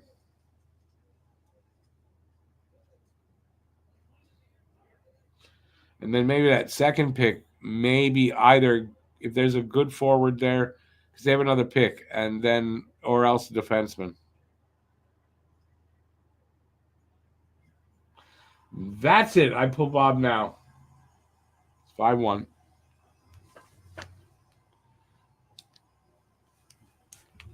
And you know what? I pull him for himself as well. Why even he could have like a crazy bad game here. It's 5 minutes into the second. It's 5-1. Pull him now.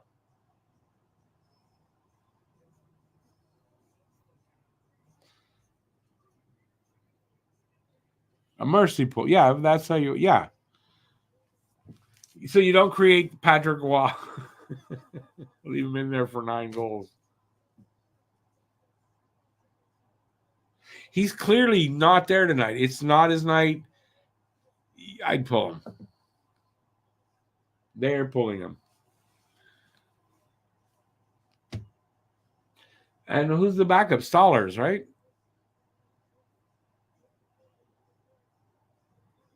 No, Stollers. Is it Stoller? Who's the backup?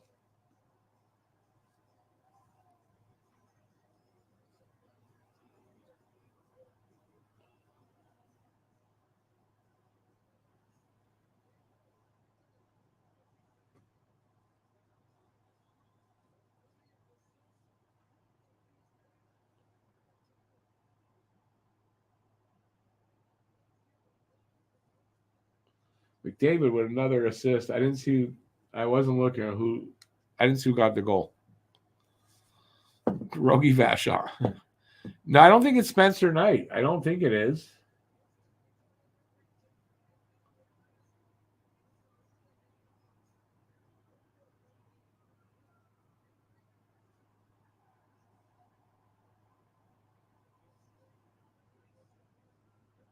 It's Stollers. Bob's going to be rattled for Game 5? No, I don't think so, Guru.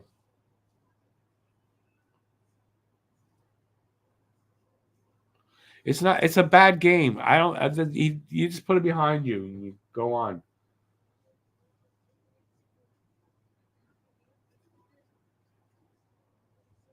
But if you're right, what a horrible time to have that happen.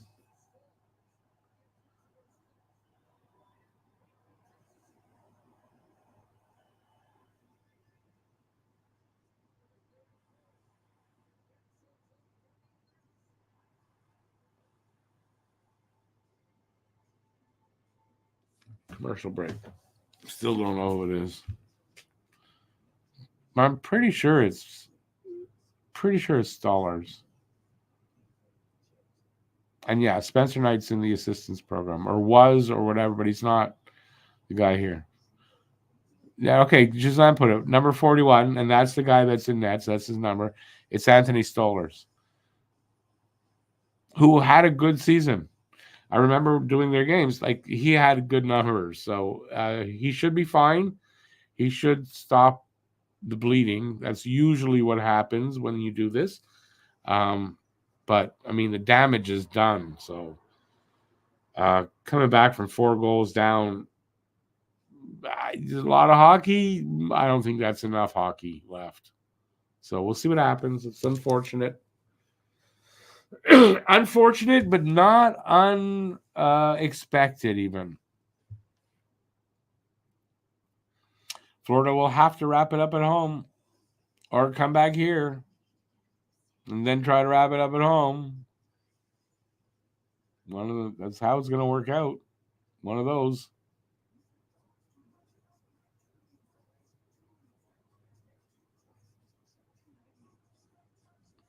He was never a King. I know he was in Anaheim. Stoller, Minnesota, Philly. Were those the teams he was on? Trying to remember where, over the 6 years I'm doing this, where I've seen him. Anyways, he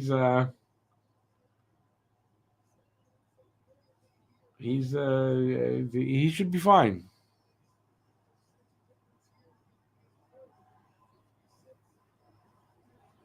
Oh, that's right. Spencer Knight was OCD. You're right. I remember. Yeah, and everyone's too quick to go with drugs. And it was not drugs, it was alcohol, but I remember.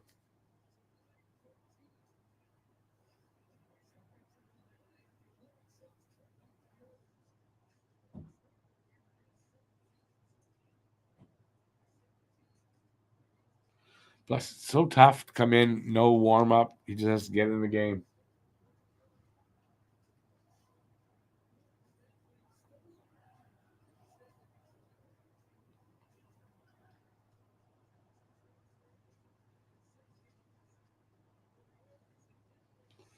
They're screaming, "Let's go, Oilers!" How much more do you want them to go? It's 5-1 for crazy sake. So he's been with the Flyers, Oilers, Ducks, and Panthers. And I thought Minnesota for some reason. I got the Flyers right. Did not get the Oilers right. We already said Ducks, and he's with the Panthers. So I got one of them. Not bad to remember he was with Flyers.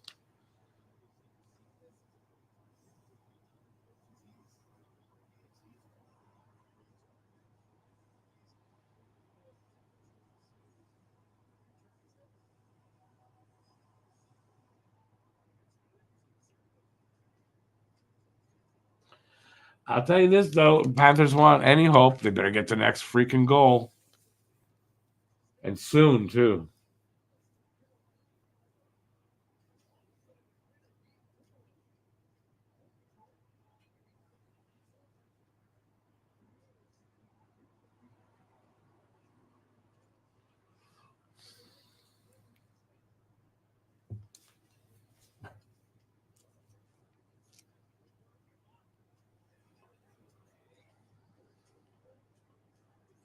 7.5 minutes into this second period.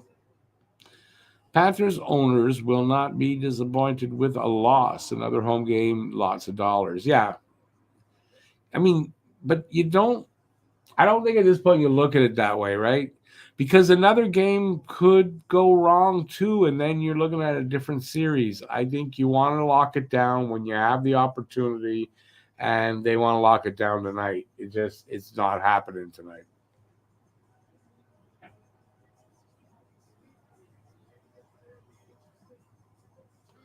7 comeback wins for Florida in the playoffs, the most. But I'm not sure if it's this playoffs or combined. I don't know.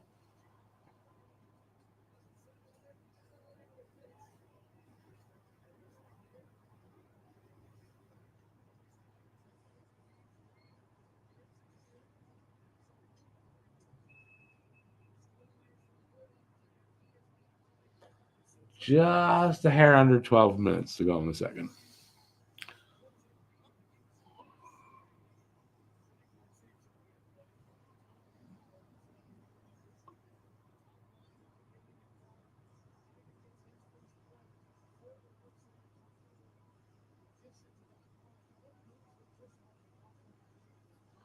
I think back in the day, more so than today, just that because they got all the equipment. But when you were a goalie and you had either a flimsy mask or no mask, it took a special type of crazy nutcase to stand in front of the shots. I think it's a little less like that today, but they're different. I never heard that nickname, Gertuni the Looney, though. That's pretty good.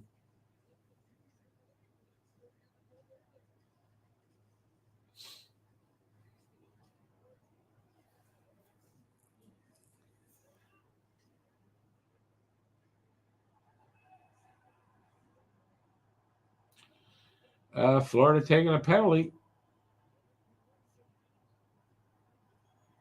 Ekman Larson. I think it was tripping. I'm not sure what it was. Interference or tripping.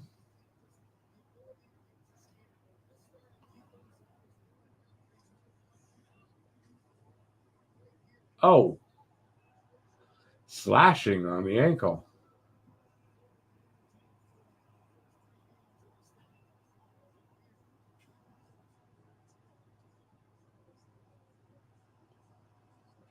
Yeah, slashing. I don't know how that guy just got his finger cut, though.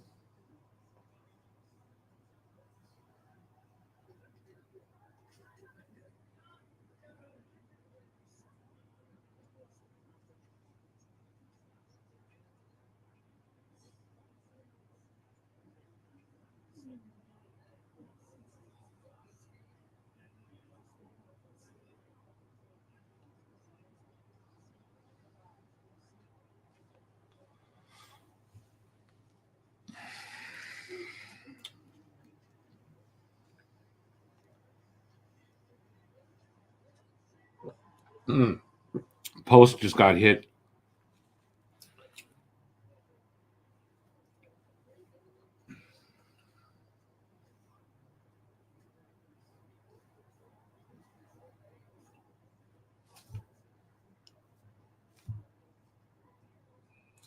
Stores with the save.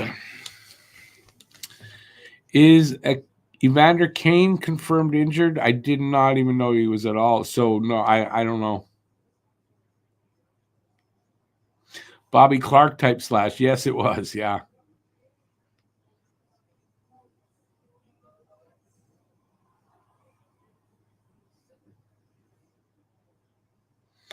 I never heard that story, honestly.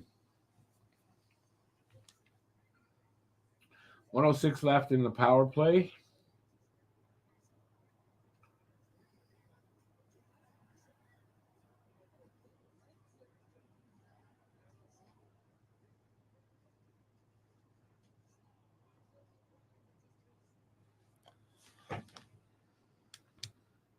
Bad hip for Kane. He's gone.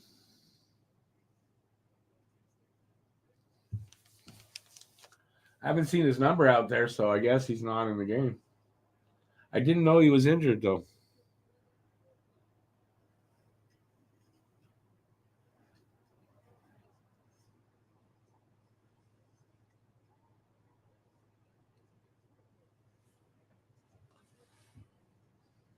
"15 seconds left in the power play, so practically killed off. Glove saved by Stollers.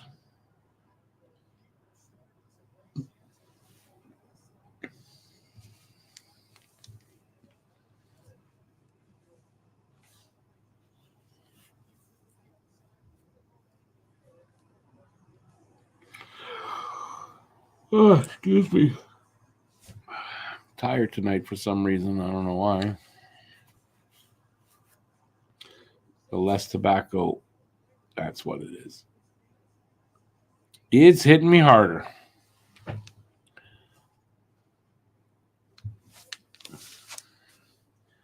Under 10, so we're over the halfway mark of the game, and the power play has been killed off.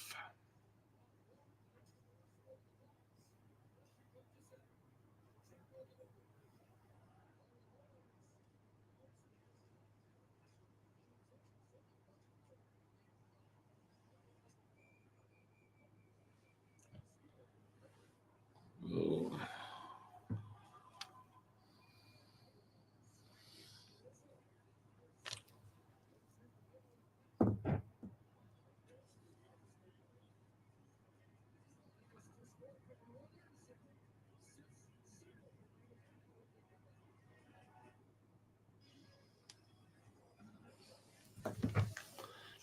Did Nurse score a goal? Did he get the last goal? I didn't see who scored it.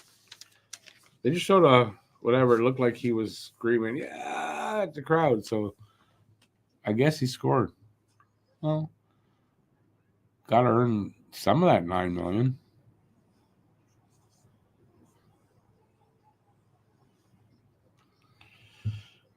Oh, yeah. Another game in this series that just wish it was over early. He hit the post. Is that what it was? No, but the play kept going on after the post got hit. No, that looked like he scored. Must have scored the last goal.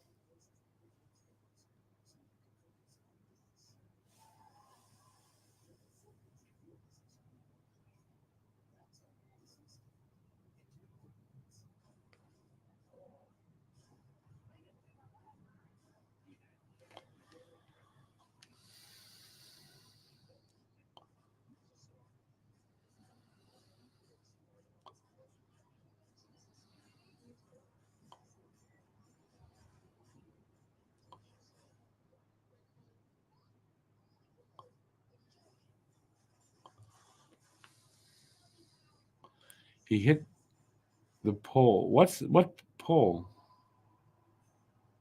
Post.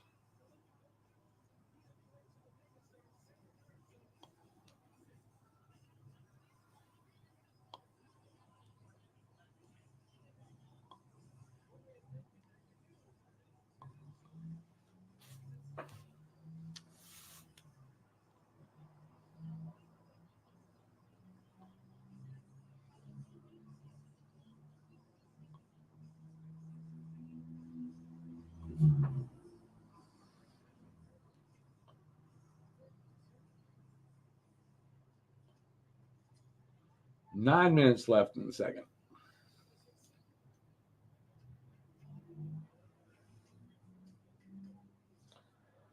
Florida, you need a freaking goal in this period.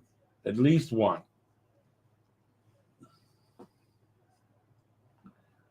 Come on. Icing.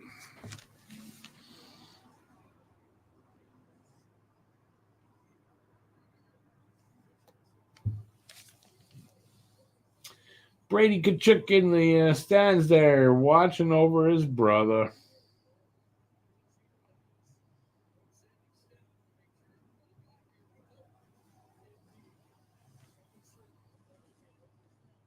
Could be Corey Perry's last game.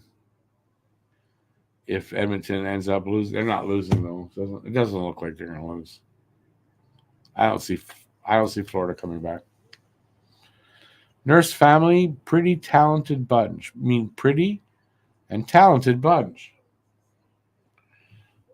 Is that what you mean? After seeing Sarah Nurse? Okay, what's going on here? Somebody's down. Hyman.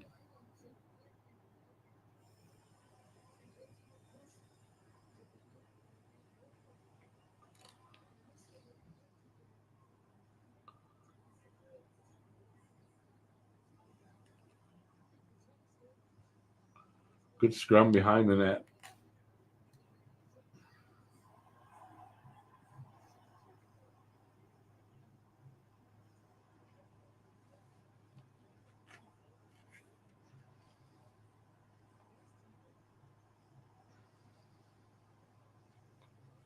Ekman Larson and Fogle doing the waltz.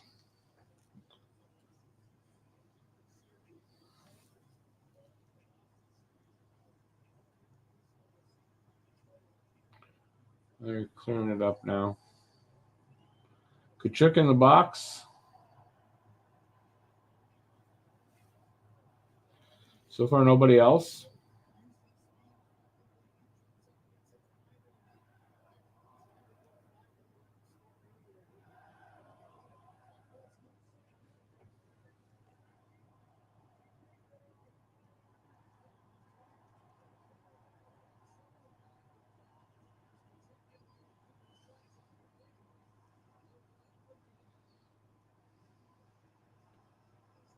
It's a good scrum there. So it's heating up. Although, I mean, this game is so far out of, I guess it's for next game there.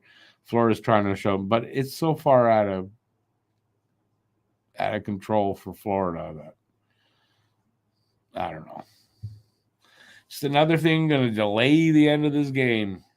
It's not going to overtime.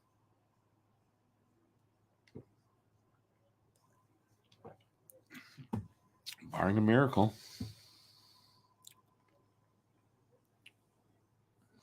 Hockey gloves stink, yeah.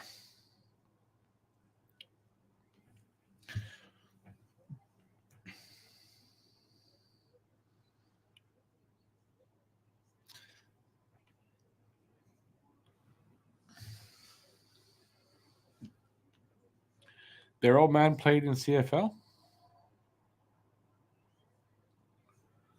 2-man advantage now in Florida for like 2 minutes. So this is going to go to 6-1 probably.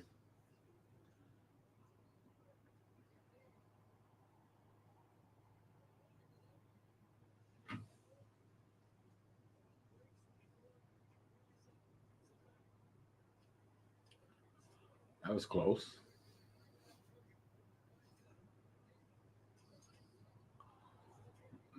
They can't hit the net.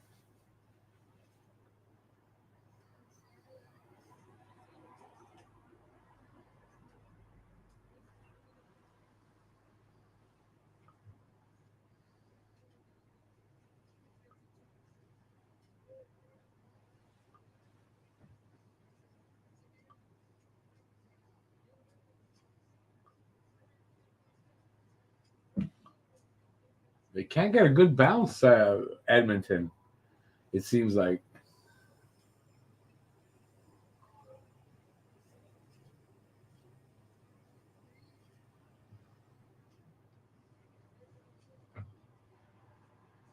They scored, okay.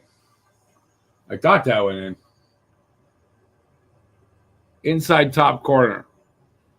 Draisaitl. Kachuk and Bennett preparing for next game there. Yeah. That's all they got. So, yeah. 6-1 Edmonton. You know, and also kind of typical team having trouble with offense has that game where they break out. You know, is that enough to change how this series was going? I don't know.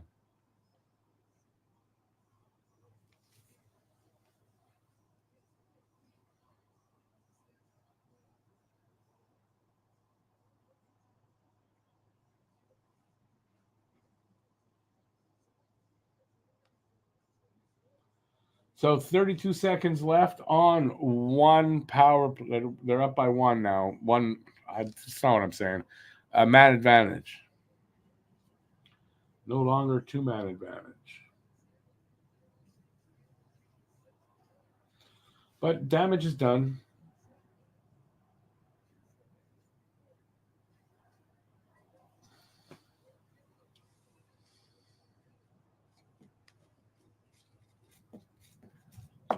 It's going to be a long rest and away with this game so out of reach now.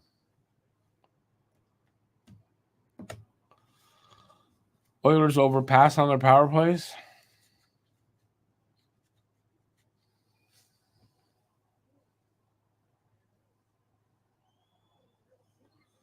Nugent Hopkins with the goal there. Oh, I see it. Okay, that's cool. Snuck in. It dribbled through Stoller's legs, and they had to get in there and put it in that. Next game is Tuesday. Yes, 2 days in between venue changes.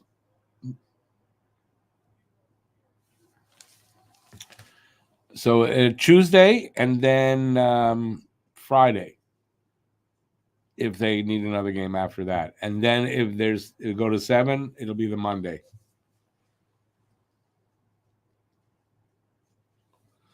I don't want it to go to 7. Don't really want it to go to 5, but I don't think there's a choice here. I don't think it's in doubt anymore.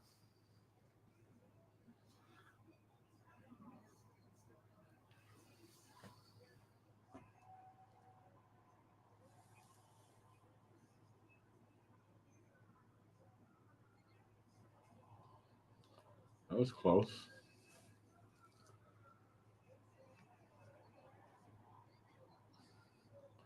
I don't think they're done at 6 goals. It's going to get higher than that.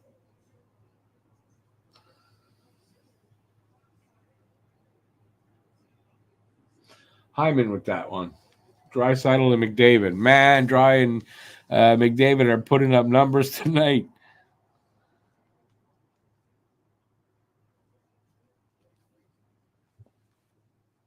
Floodgates are open.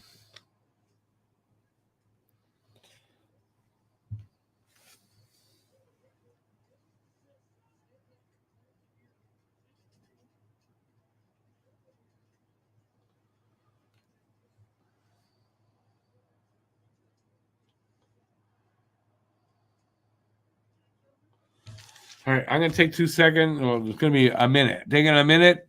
Got to go pee. I can't hold it no more. So just I'll be right back.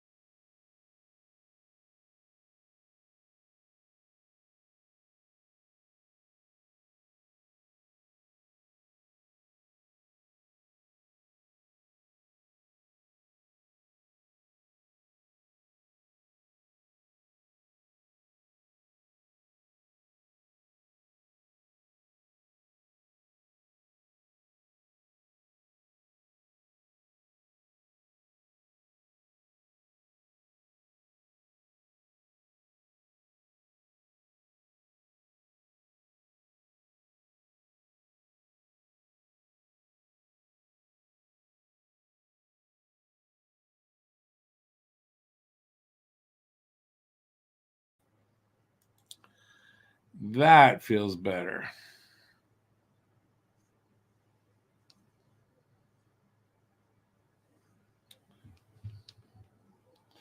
Will it? I mean, they're going to travel Monday because I don't know what's going on there with the flooding. The storm's over, but so I don't know what'll happen there.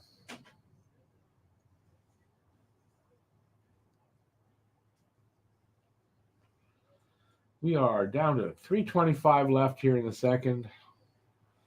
Edmonton significantly now outshooting Florida 25-16 and killing them 6-1.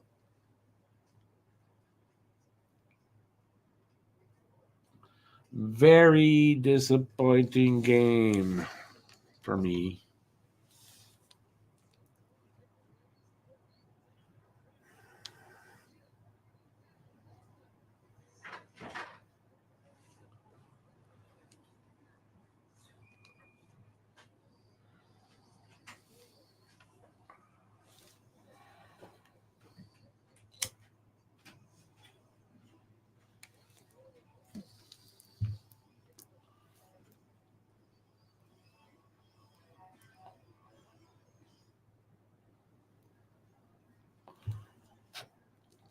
Got to find something to talk about while this rest of this game is on. Possibility Habs trade Price. I was reading an article. Well, I should say just a headline of an article. I didn't read the article about why this would make a good time for Montreal to move Price's contract. Will they do it? I don't know. I mean, you're asking possibility. Possibility, I guess. Yakupov, Hall, and Puljujarvi. Not doing. So they got one line not doing anything. The rest of the guys are doing lots. But just that Draisaitl, McDavid are putting up some points tonight.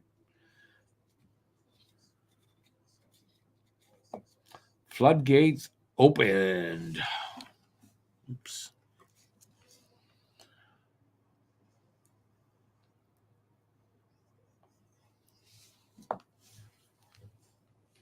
Just too bad they didn't do that in the third. Then the game would be over now, and we don't have to watch a period of, I don't know, not holding out hope Florida's going to do much. It's not their night.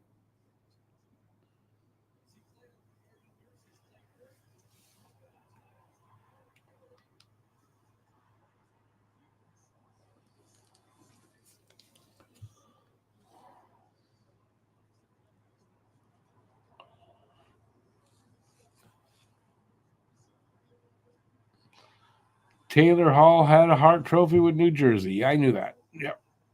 He's one really good season.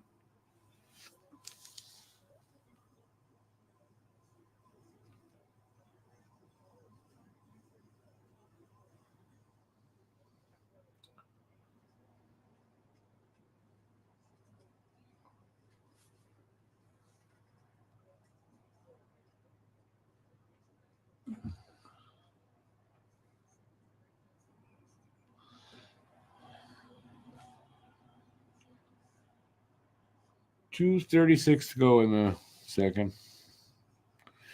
We got to find something to talk about for the third period, or else it is going to be long. He's still in Chicago. I don't know what his contract's like though. So I think he's a free agent. They have to re-sign him. We'll see. I actually, that doesn't make sense. Why wouldn't they have traded him then?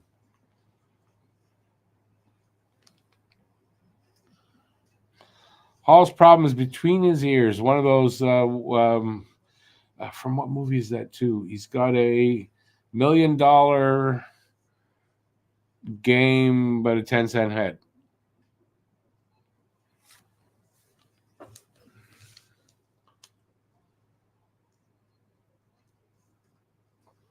Under 2 in the second.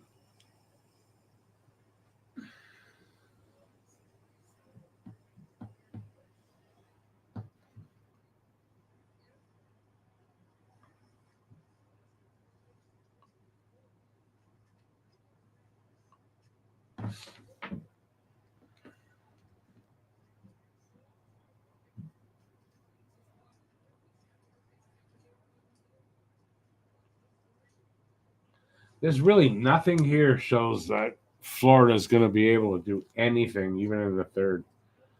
Edmonton just is smothering them, seems like.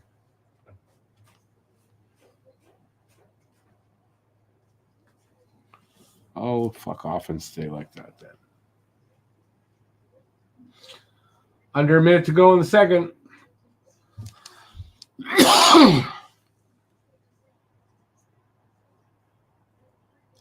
You got a shot at least. And then an icing call.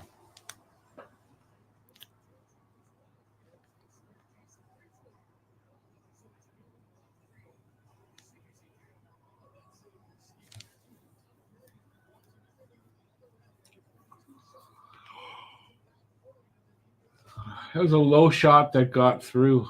Then it bounced up. Jeez, I don't know. I'm tired tonight. Jesus.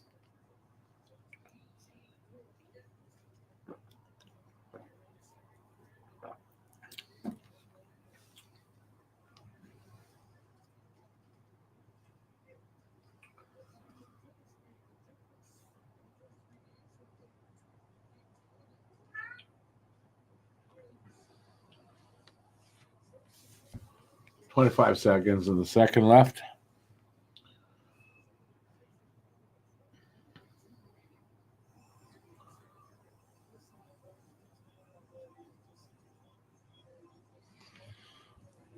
Did everybody leave? No, nobody left. Nobody wants to talk about anything. When the period ends, I'm just going to go quickly into the kitchen, so I'm going to take another minute. I also got to stretch my legs and walk around the house for a minute. Just one of those nights. And then when I do get back in, I expect some subjects to talk about. I'll try to think of something as well.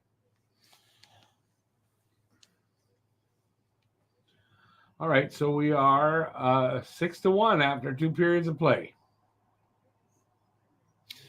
Who'da thunk it? Okay, I'll be right back. I'll leave the I'm going to leave the mic on, but turn the camera off. Hang in there.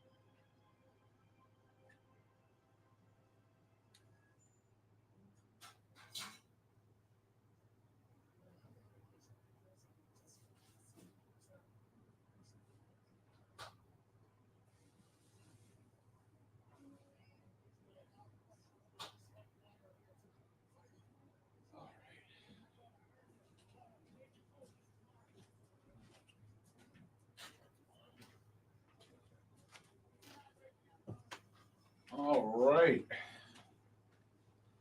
So, what are we going to talk about while we wait for the third period? Hang on a second. I'm looking for my cam.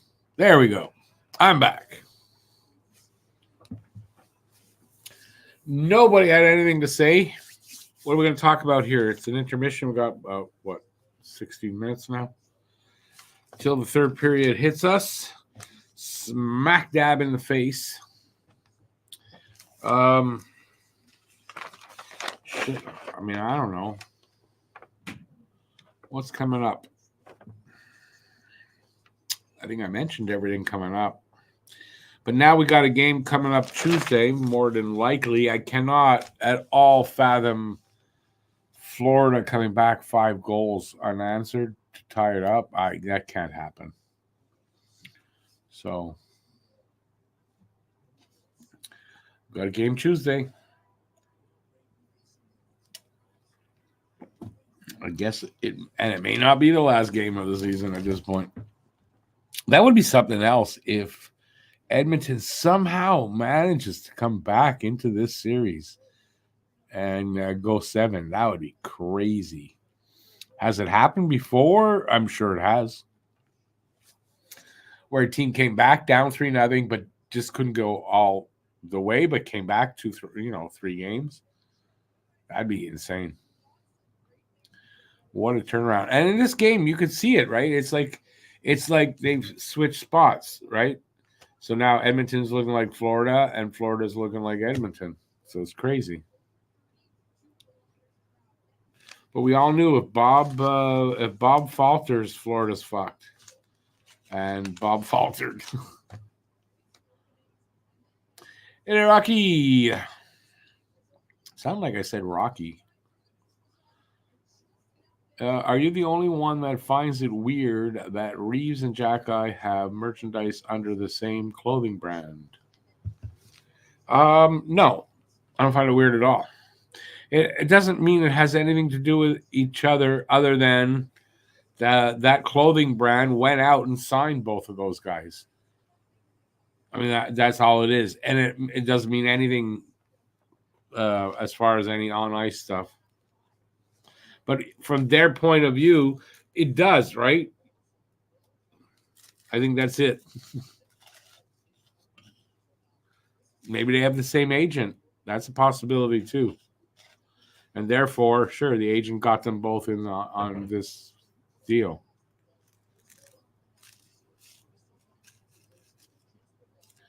But no, I don't find that weird at all. The only thing weird is that the clothing line thought, yeah, Reeves is still a tough guy. Hey there, lawyer. How you doing, man? I'm doing good. So I hope you are as well. Who's the best player of the match tonight? McDavid? I think McDavid, yeah. I'm going to say. Although there's a few guys on Edmonton playing really good. It's definitely not anybody on Florida.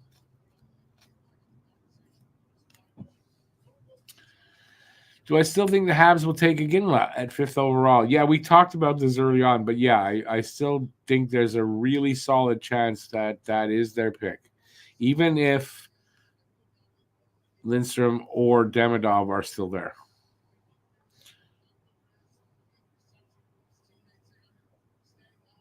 Oh, well, see, Aki, now you say it's Snoop Dogg's clothing line. I mean, he's a hockey fan. Sure, he gets it. He knows marketing, and he's a hockey fan. Smart move. And other enforcers, too. So, not a surprise at all. Connor Brown played well tonight. Why is he not coming back for the third?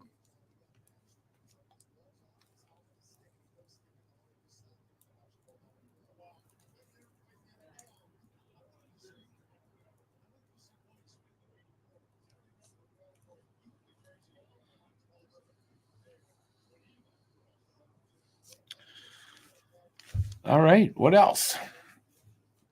Who's next? Step right up. Question the old man. Get an answer.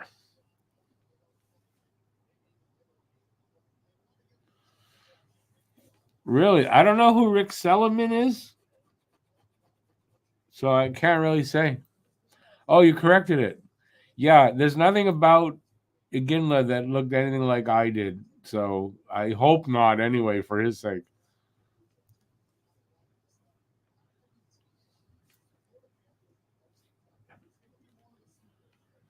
It's not about covering his bases. This is a marketing scheme that makes a lot of sense.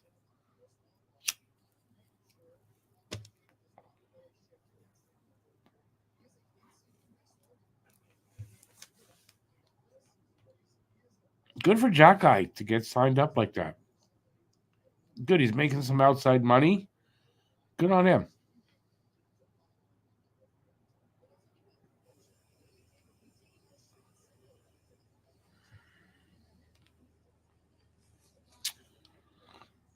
I'm trying to figure out. I know I haven't finished my Lindstrom video yet, but I'm already thinking of the next one. I think it just makes sense to do Demidov after Lindstrom. I think that's going to be my next video after this one. Did Snoop want to buy the Sens too before it went to Andlauer? Yeah, he was amongst an ownership group that was interested in buying the Sens. Yeah. I know that he likes LA, but I think he also likes the Habs. Obviously, not going to be able to buy them, but yeah, he was part of that, trying to buy the Sens.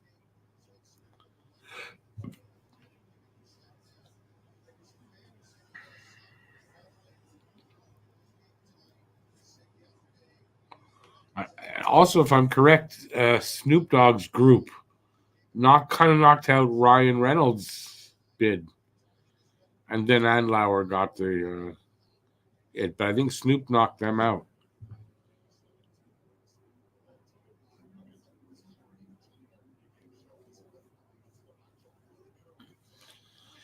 Would Snoop be better than Gary Bettman? Absolutely, anybody. My dog would do a better job than Bettman, in my opinion. Make better decisions um, on things. But hey, who am I?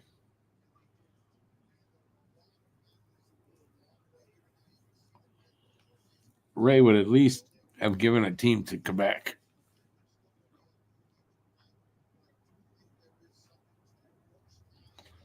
Gary Buttman or Gary Evilman. That's what I call him.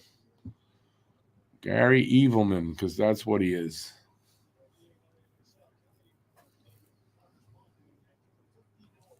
Which apparently he's very happy to play that part. I can't even stand, like, you see him talking, but I can't even stand listening to him talk about shit. I just see a guy that's just full of shit.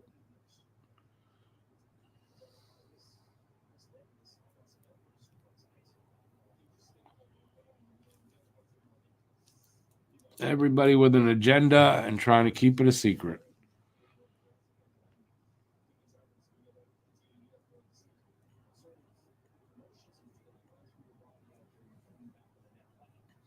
Andlauer was a 10% owner of the Habs, and his favorite team is Montreal.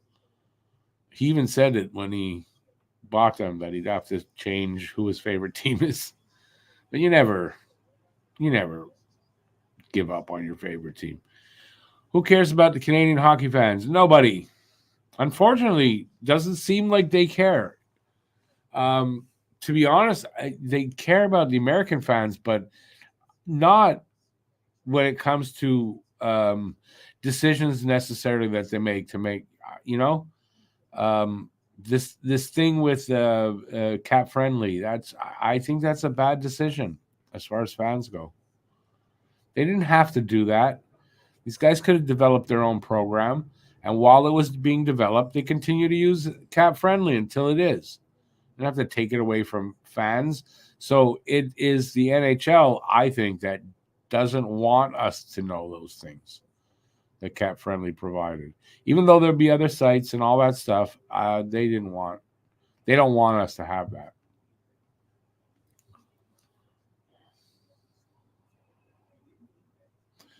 Darnell Nurse has a white patch. I never saw a white patch. I wasn't looking for it though. So yeah, I don't know. What does it mean? He's older than we thought. That's why he's so bad. He's really a 60-year-old guy.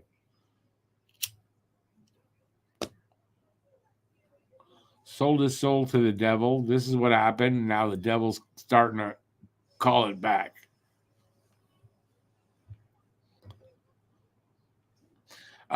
Lawyer, Cap Friendly was sold to the Washington Capitals, and it will go dark. mid-July. No longer available to us. So there's another site or two out there that is kind of doing what they're doing.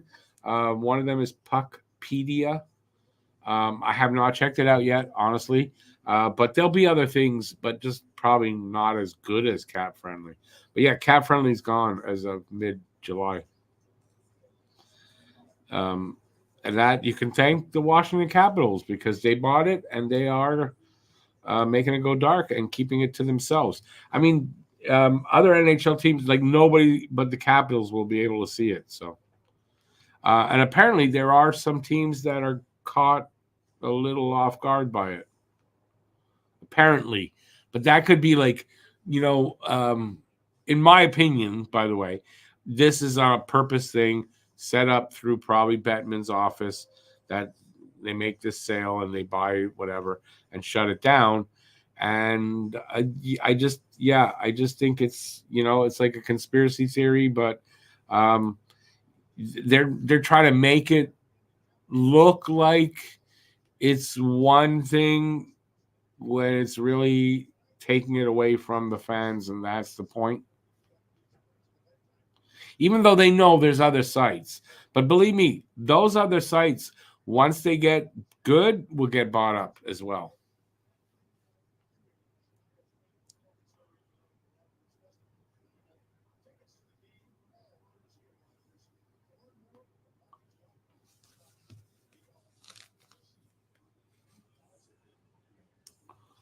Well, okay, well, I mean, it has nothing to do with hockey, so does it matter what Darnell Nurse looks like?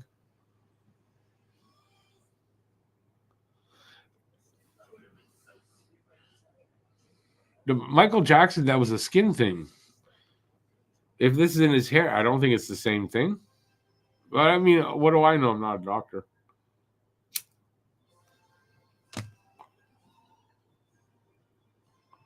I'm a YouTube creator, Jim, not a doctor.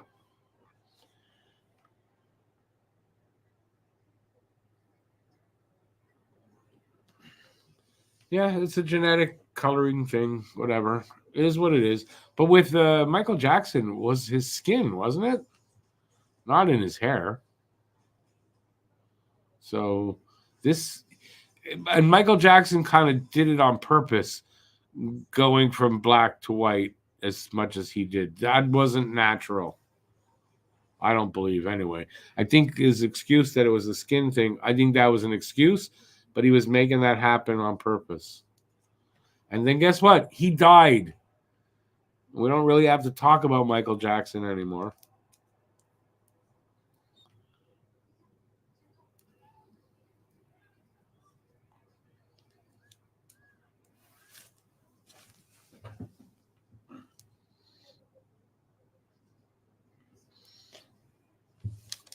I remember I come from an era when Michael Jackson started out. He was younger than me, right? So I saw him as that little kid. When he seemed normal, something happened to him after that. Do I know what an albino is? Yes, I do. I actually know a few things.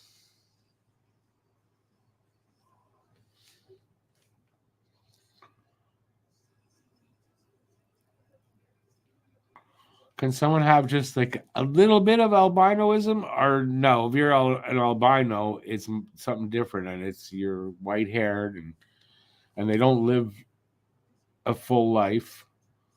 They die young.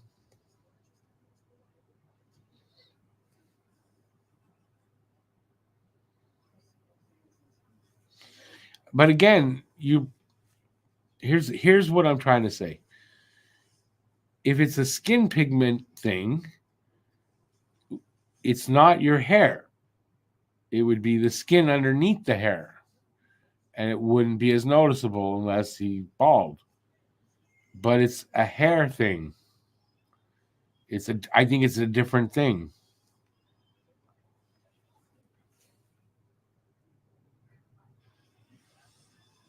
Right? Aki, I think, agrees with me there. Poliosis is hair. If the hair is white in the little patch, it's not the skin.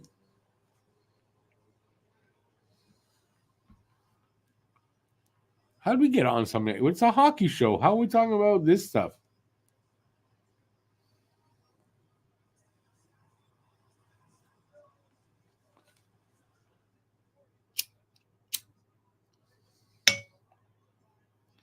Gotta ask the right questions. Like, how come Rick can't keep the goddamn thing lit? That's the right question. I don't have an answer for that, though.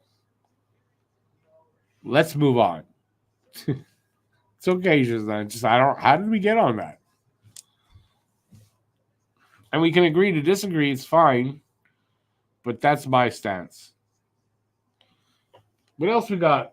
Oh, we're back for the third. Look at that. Third period. Here we come.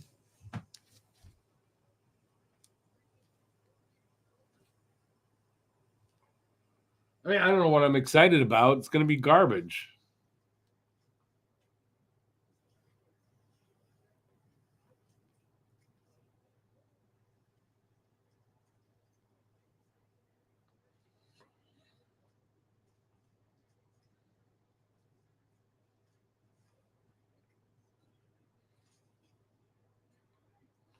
Only way Florida can come back from this is like a miracle.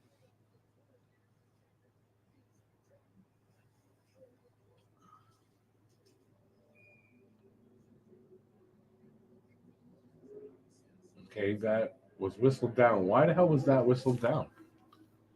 Penalty. Okay, I didn't see it. Edmonton going to the box for. Oh, okay, that makes sense. Hooking. Excuse me.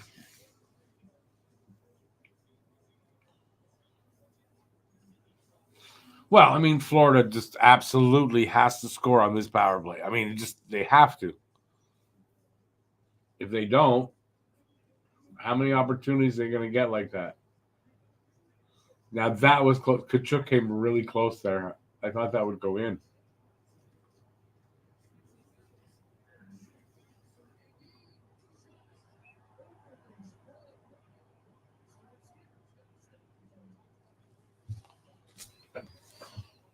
Skinner doesn't look that beatable. Not tonight.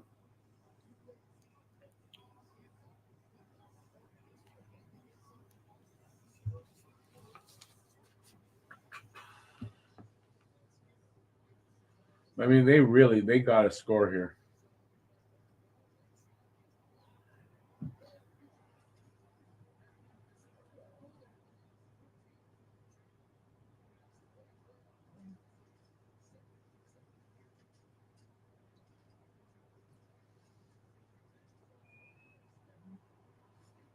Skinner up to the task. 1:22 left in the period.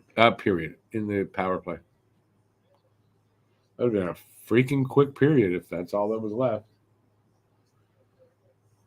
I mean, I wish it was because I just can't see Florida coming back.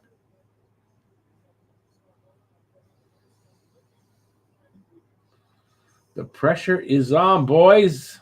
Are you gonna score a goal? Better get it done.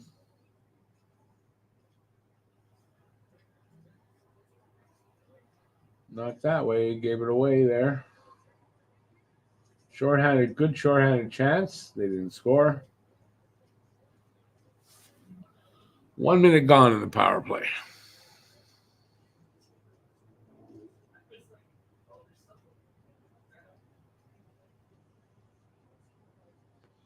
Yeah, I mean, you could pretty much say it, but until it's all played out, you don't know because teams have come back like that. I just don't see it here.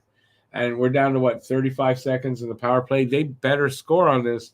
If they don't, I can pretty confidently say they're not coming back at this point. I'll very confidently say that, I'll say, actually. I don't know. I don't think they're scoring on this power play.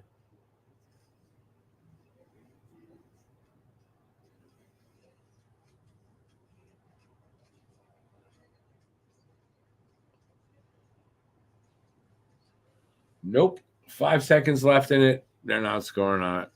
They hit the post, though? Yeah. I didn't hear the post get hit. All right, so they got some shots, but couldn't penetrate Skinner. That's what she said last night. So with 3 minutes in, yeah, I don't see how they come back unless the refs want them to have a chance and keep giving them power plays. But then they got to score on them. So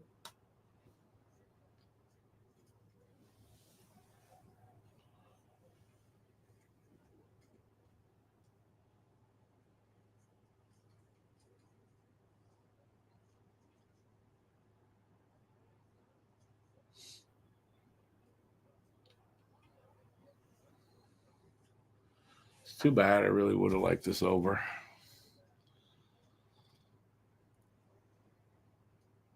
Oliver Ekman-Larsson, I do believe. Wait. Yeah, Ekman-Larsson, number 5, I think. No? Oh, that was a good opportunity, and they couldn't get wood on that. Well, well. 4 minutes in, running out of time there, boys.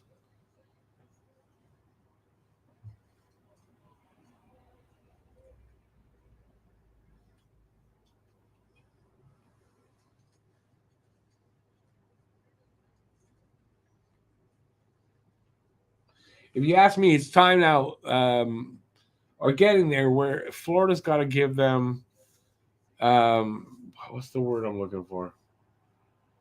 You know, just do things to get them, you know, like this is what's up next game. Just be very physical.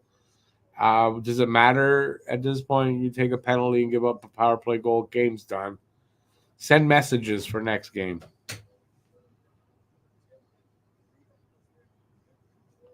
I mean, that's what else are you going to do here? They've got 9 shots to 1, so they're getting the shots now. Skinner is doing a Bob impression tonight, and that's what you got. It's Ekblad, okay, but they have Ekman-Larsson, don't they? Or is he? He's not in. Where was he, in Vancouver? Maybe he's in Vancouver. You're right, though. Ekblad is the number 5. I don't know why I confuse those guys, and I do. I confuse those guys, and I don't know why.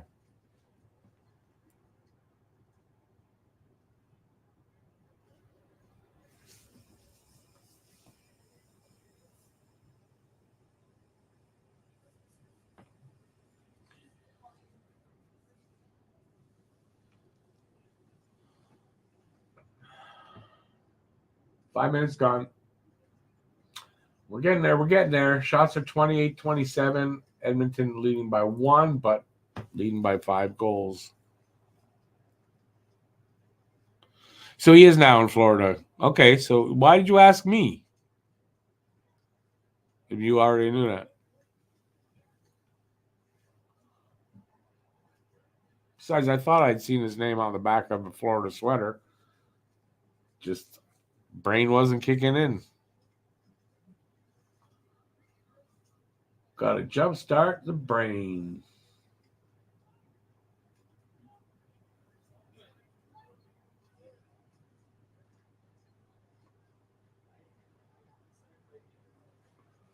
A good message for next game is score 2-3 goals here. You know, give them something to worry about, and lay the body a lot.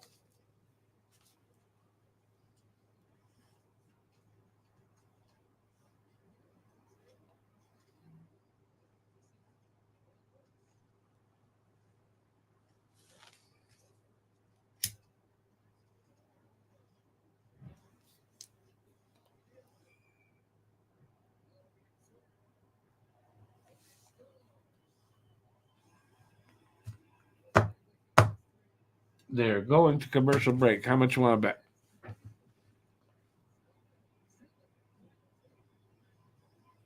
They are going to commercial break. So far, no surprise. With over 5 minutes gone, there's no way they're coming back. Just wish the time would go really fast.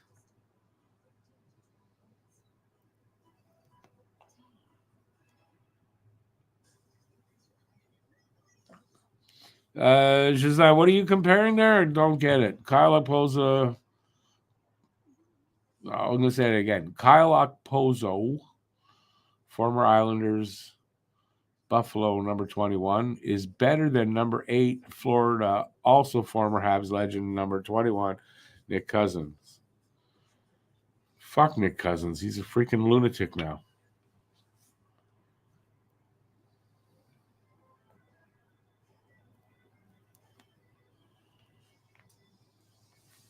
What's neat, Phil?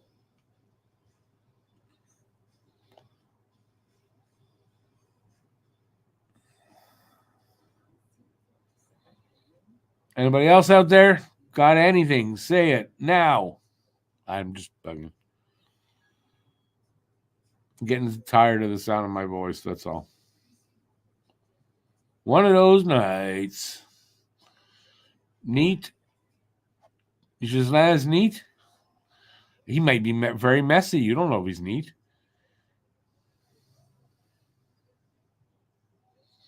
He was a Hab like Corey Perry and Brett Kulak. Nick Cousin. Yeah, well, you mean like Kulak, though? What do you mean by that? Kulak was here a few years. Perry was here 1 year like Cousins was. Kulak, maybe the same year? Kulak was here a few years.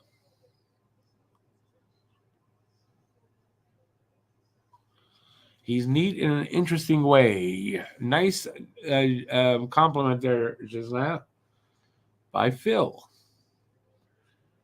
Back underway here.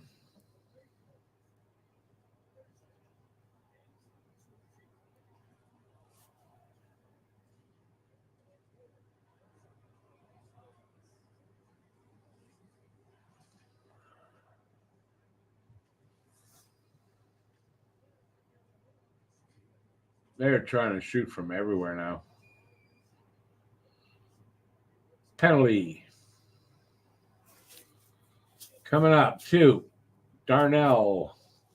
Nurse going off. I don't know for what. Or it's the no, Nurse is going off. Florida's on the power play. Kulak was from Calgary to Montreal to Edmonton. Corey Perry was not on Calgary, but went from Montreal to Chicago. No. Where'd he go after? He went to like 3 teams since here.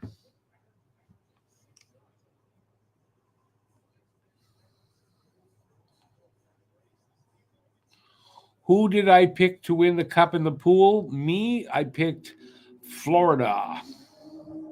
You picked Edmonton, which in the end was a really good pick either way because like you picked that before the playoffs. So I think knowing or thinking that Edmonton would get there was pretty good, I have to say.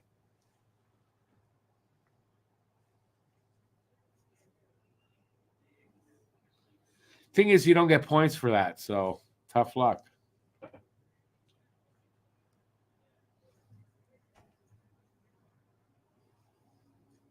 You guys mentioned Nick Cousins. Have you seen Nick Cousins on the ice? I haven't really seen him or noticed him anyway.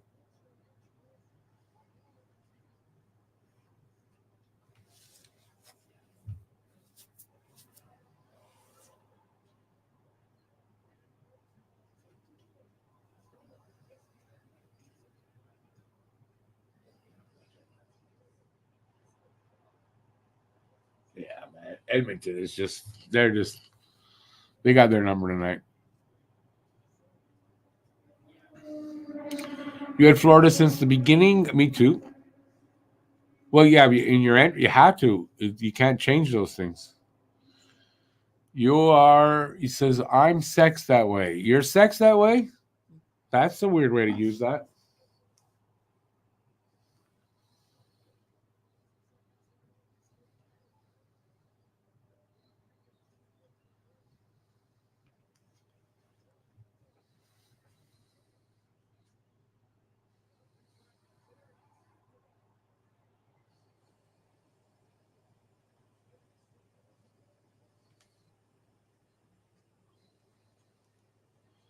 All right, he went to Tampa from Montreal. That's right.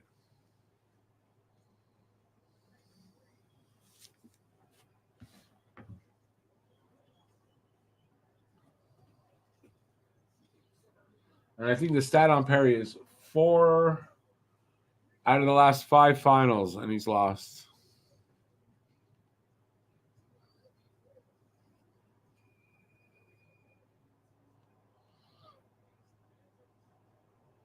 And I can't read the name there. Okay, I got old eyes. Brother BRB Contreras. Thank you, Ed. I appreciate the shout out. From South Bronx. Awesome, man.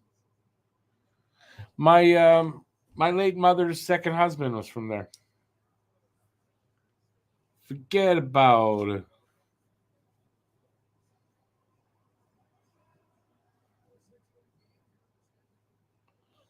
I got a 30. No, what is this? 27-inch monitor. It's pretty big. Edmonton on the power play now for something I didn't see.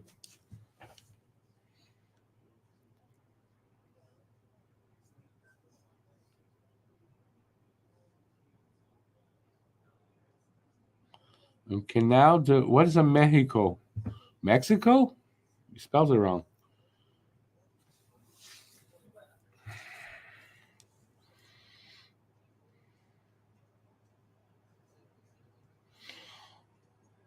Also known as the sportertainment guy. That's good. That's an interesting way to use those 2 words. Yeah, the font is difficult. It's my old eyes. That's all. Brother BKL. Oh, that's BKL. Oh God, I had that totally wrong.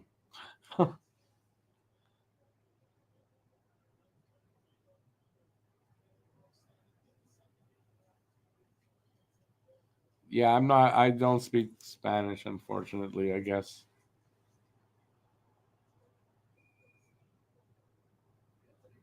Under 10, 9:34 to go in the third here.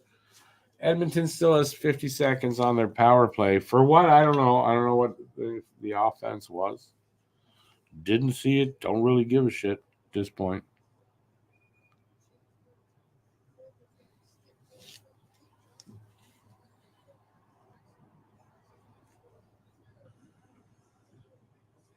I see Phil's got Spanish chat GPT working for him here. Phil doesn't use apps.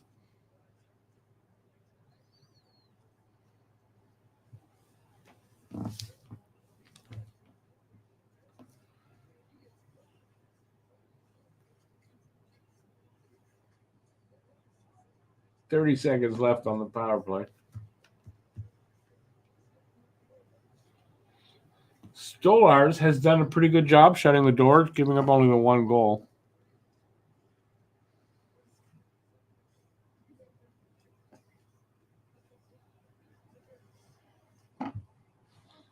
Interesting, though. Think that I know of. I think you're the first person from the Bronx that's talked to me through the channel. So very interesting.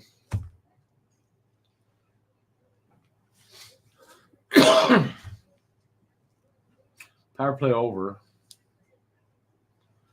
8.5 to go. Can Florida even get 1 more goal?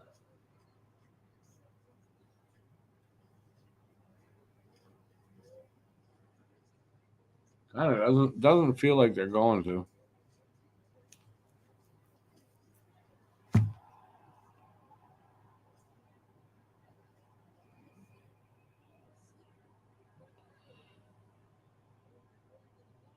Penalty coming up to Corey Perry. Florida getting another opportunity.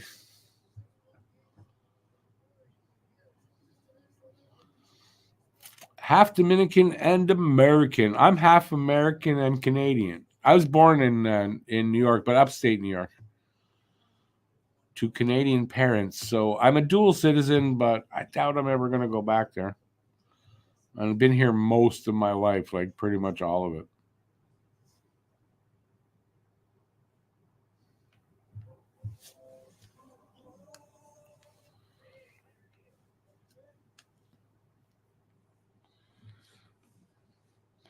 Anyway, Phil, dude's talking English, and if you look at the way he spells, is kind of perfect.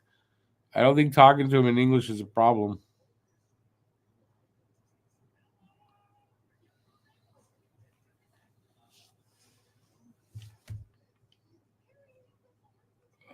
Stupid movies. Gimme Shelter, Stone's best song of all time. That was with what's her name? Nanette Workman? Something Workman. Now the female singer in that song, when I was living in Ormstown as a kid, she used to live two towns away.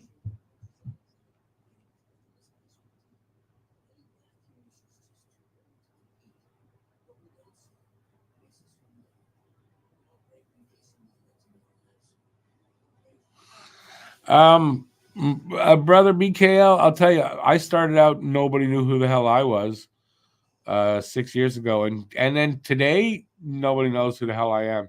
But but yeah, I mean, you can launch yourself. You go as far as you can make yourself go, but you can launch yourself on YouTube easy. I mean, I kind of did it, still working at it, but a lot more people know me today than ever did before because of YouTube.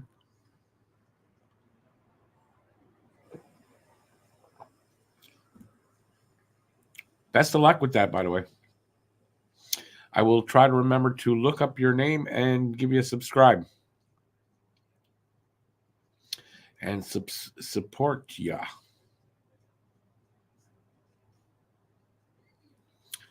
All right, well, we're getting down to the nitty-gritty here. Florida got 125 left on their power play.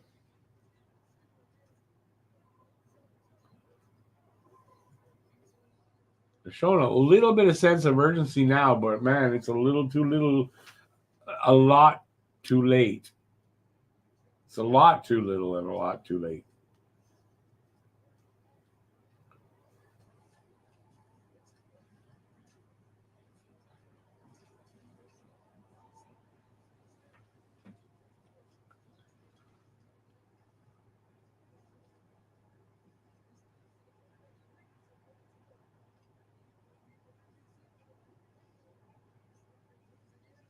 Jesus, they can't keep the puck there? Jesus. What a bad game for Florida after playing so well. Wait, are you and those three Beantown boys doing a mock draft? I did a mock draft already. Am I going to do? I'm thinking of doing an updated version because I see it very differently, in quite a few spots. But I did one already. I was thinking of doing like all 32 in the first round, but I don't know if I can. It gets really hard at some point, and I'm just throwing names out there that I don't even know anything about. So, but I might update my top 16 mock draft. As far as the other guys, I doubt it.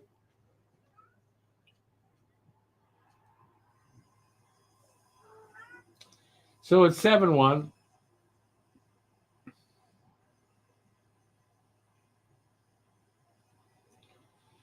I thought the net was going to come off the mooring there, but that didn't happen.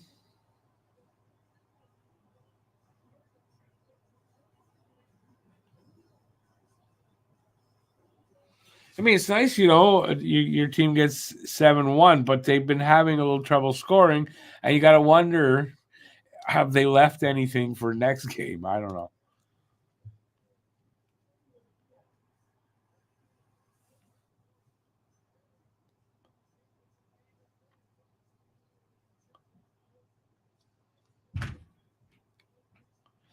I don't subscribe to everyone in YouTube, but I've got a bunch. But I'm happy to look you up and subscribe to you.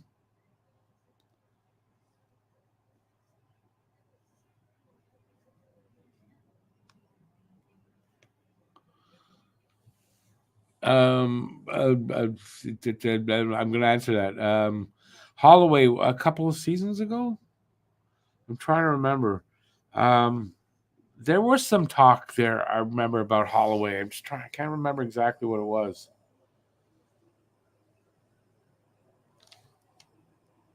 Yeah, it's not Holloway.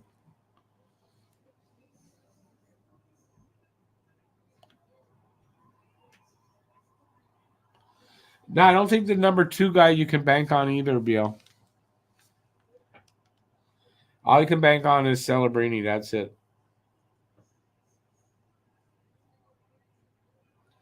I mean, you can make a good guess, but it's a guess. I don't think you can be 100% sure at this point.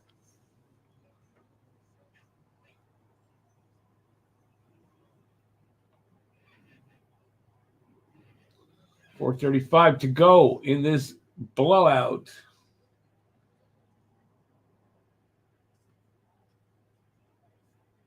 There's no pushback really tonight from Florida. That's a surprise. That they really didn't have much pushback in them.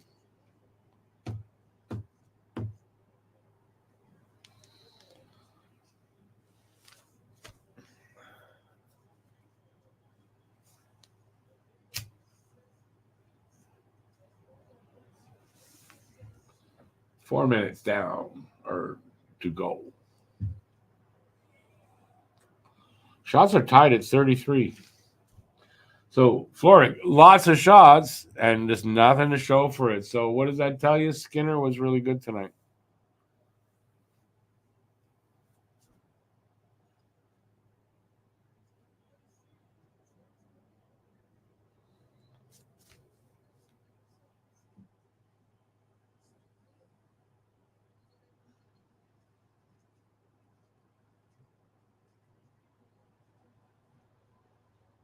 Two on one. They don't get a shot. They don't get, and then they do get a shot. And it's now 8-1.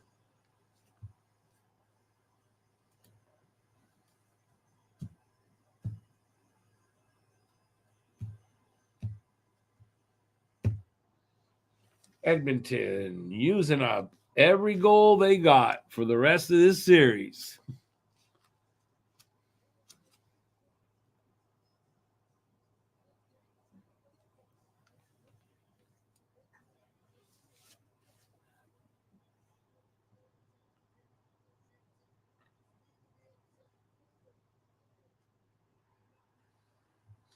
The trailer on that play picked that up and scored.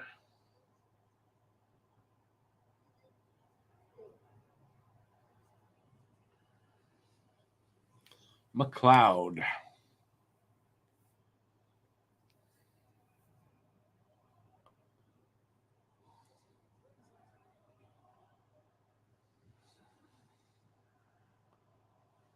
I was just saying, yeah, Gretzky didn't go in the draft because he was under a personal services contract already, and that disqualified him for the draft. I did a video about that a while back. You just woke from a nap, you're not missing anything except a lot of goals by Edmonton.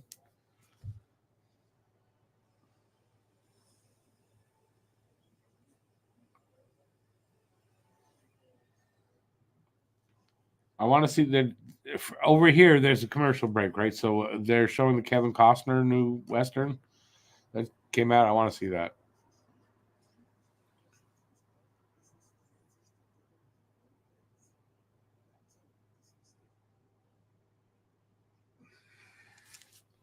Probably 5 minutes of commercials coming up.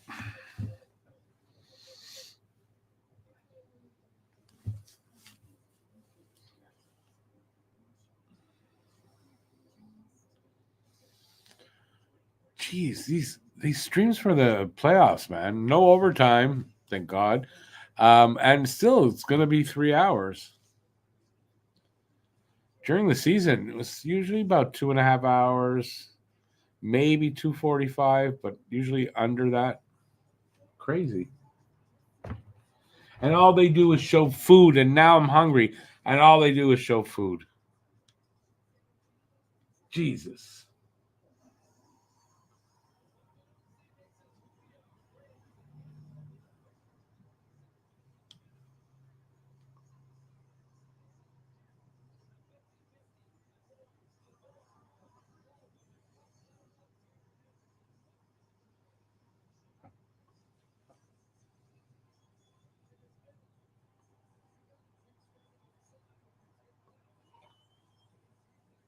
And Edmonton's on the power play.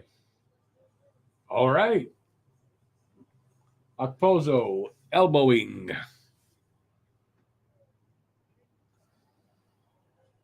You may ask, Rick, why are you still watching this? It's over. But I go right to the end.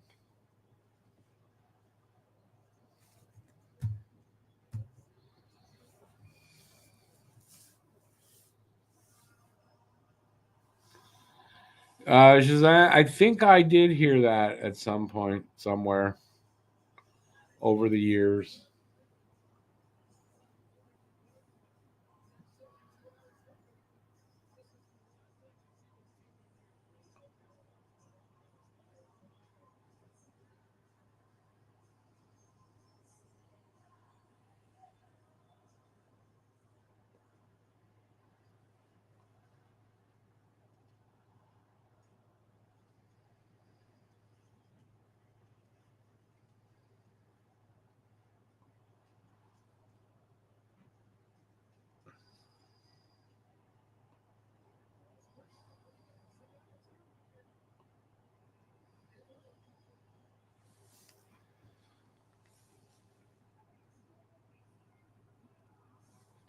Potvin was great, yeah, without a doubt.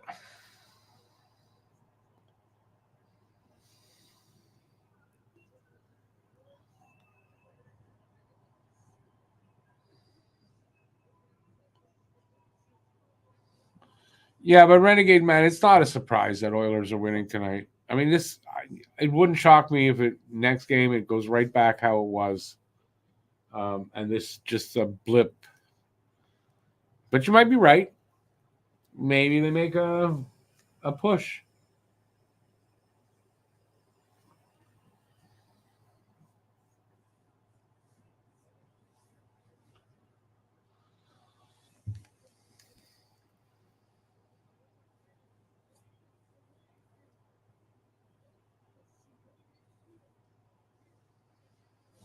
I got to think back in Florida on Tuesday. I mean, Florida's gonna, you know, gonna want to turn this game around into a win.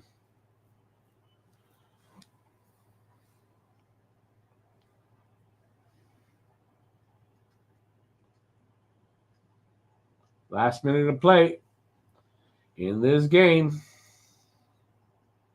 in regulation.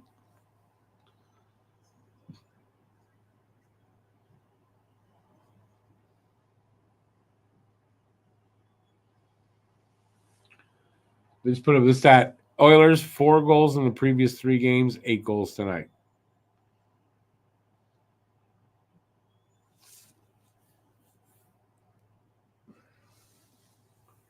Well, no more whistles. Let's just go.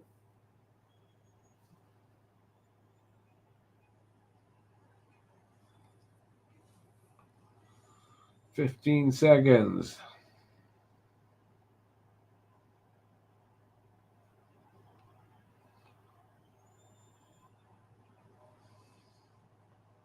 Can't hear it.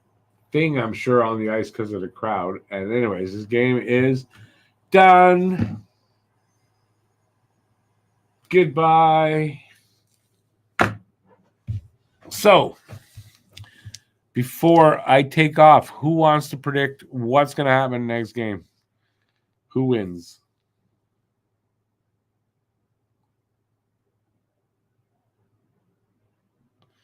Nurse, but will they miss him if he's suspended? Like, really? Probably not. But who wins next game? And then I'm going to take off. I'm saying Florida's going to win in Game 5. This is just, they had to win a game. Game 4, if you're up 3-0, that fourth game, or any time the fourth game, whatever game it is, it's hard to win that fourth game. Except on Game 7s. Because someone's going to win.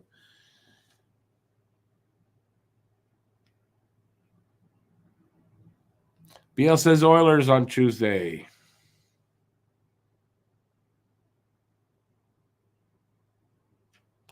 We went to 5 games against Tampa, yes.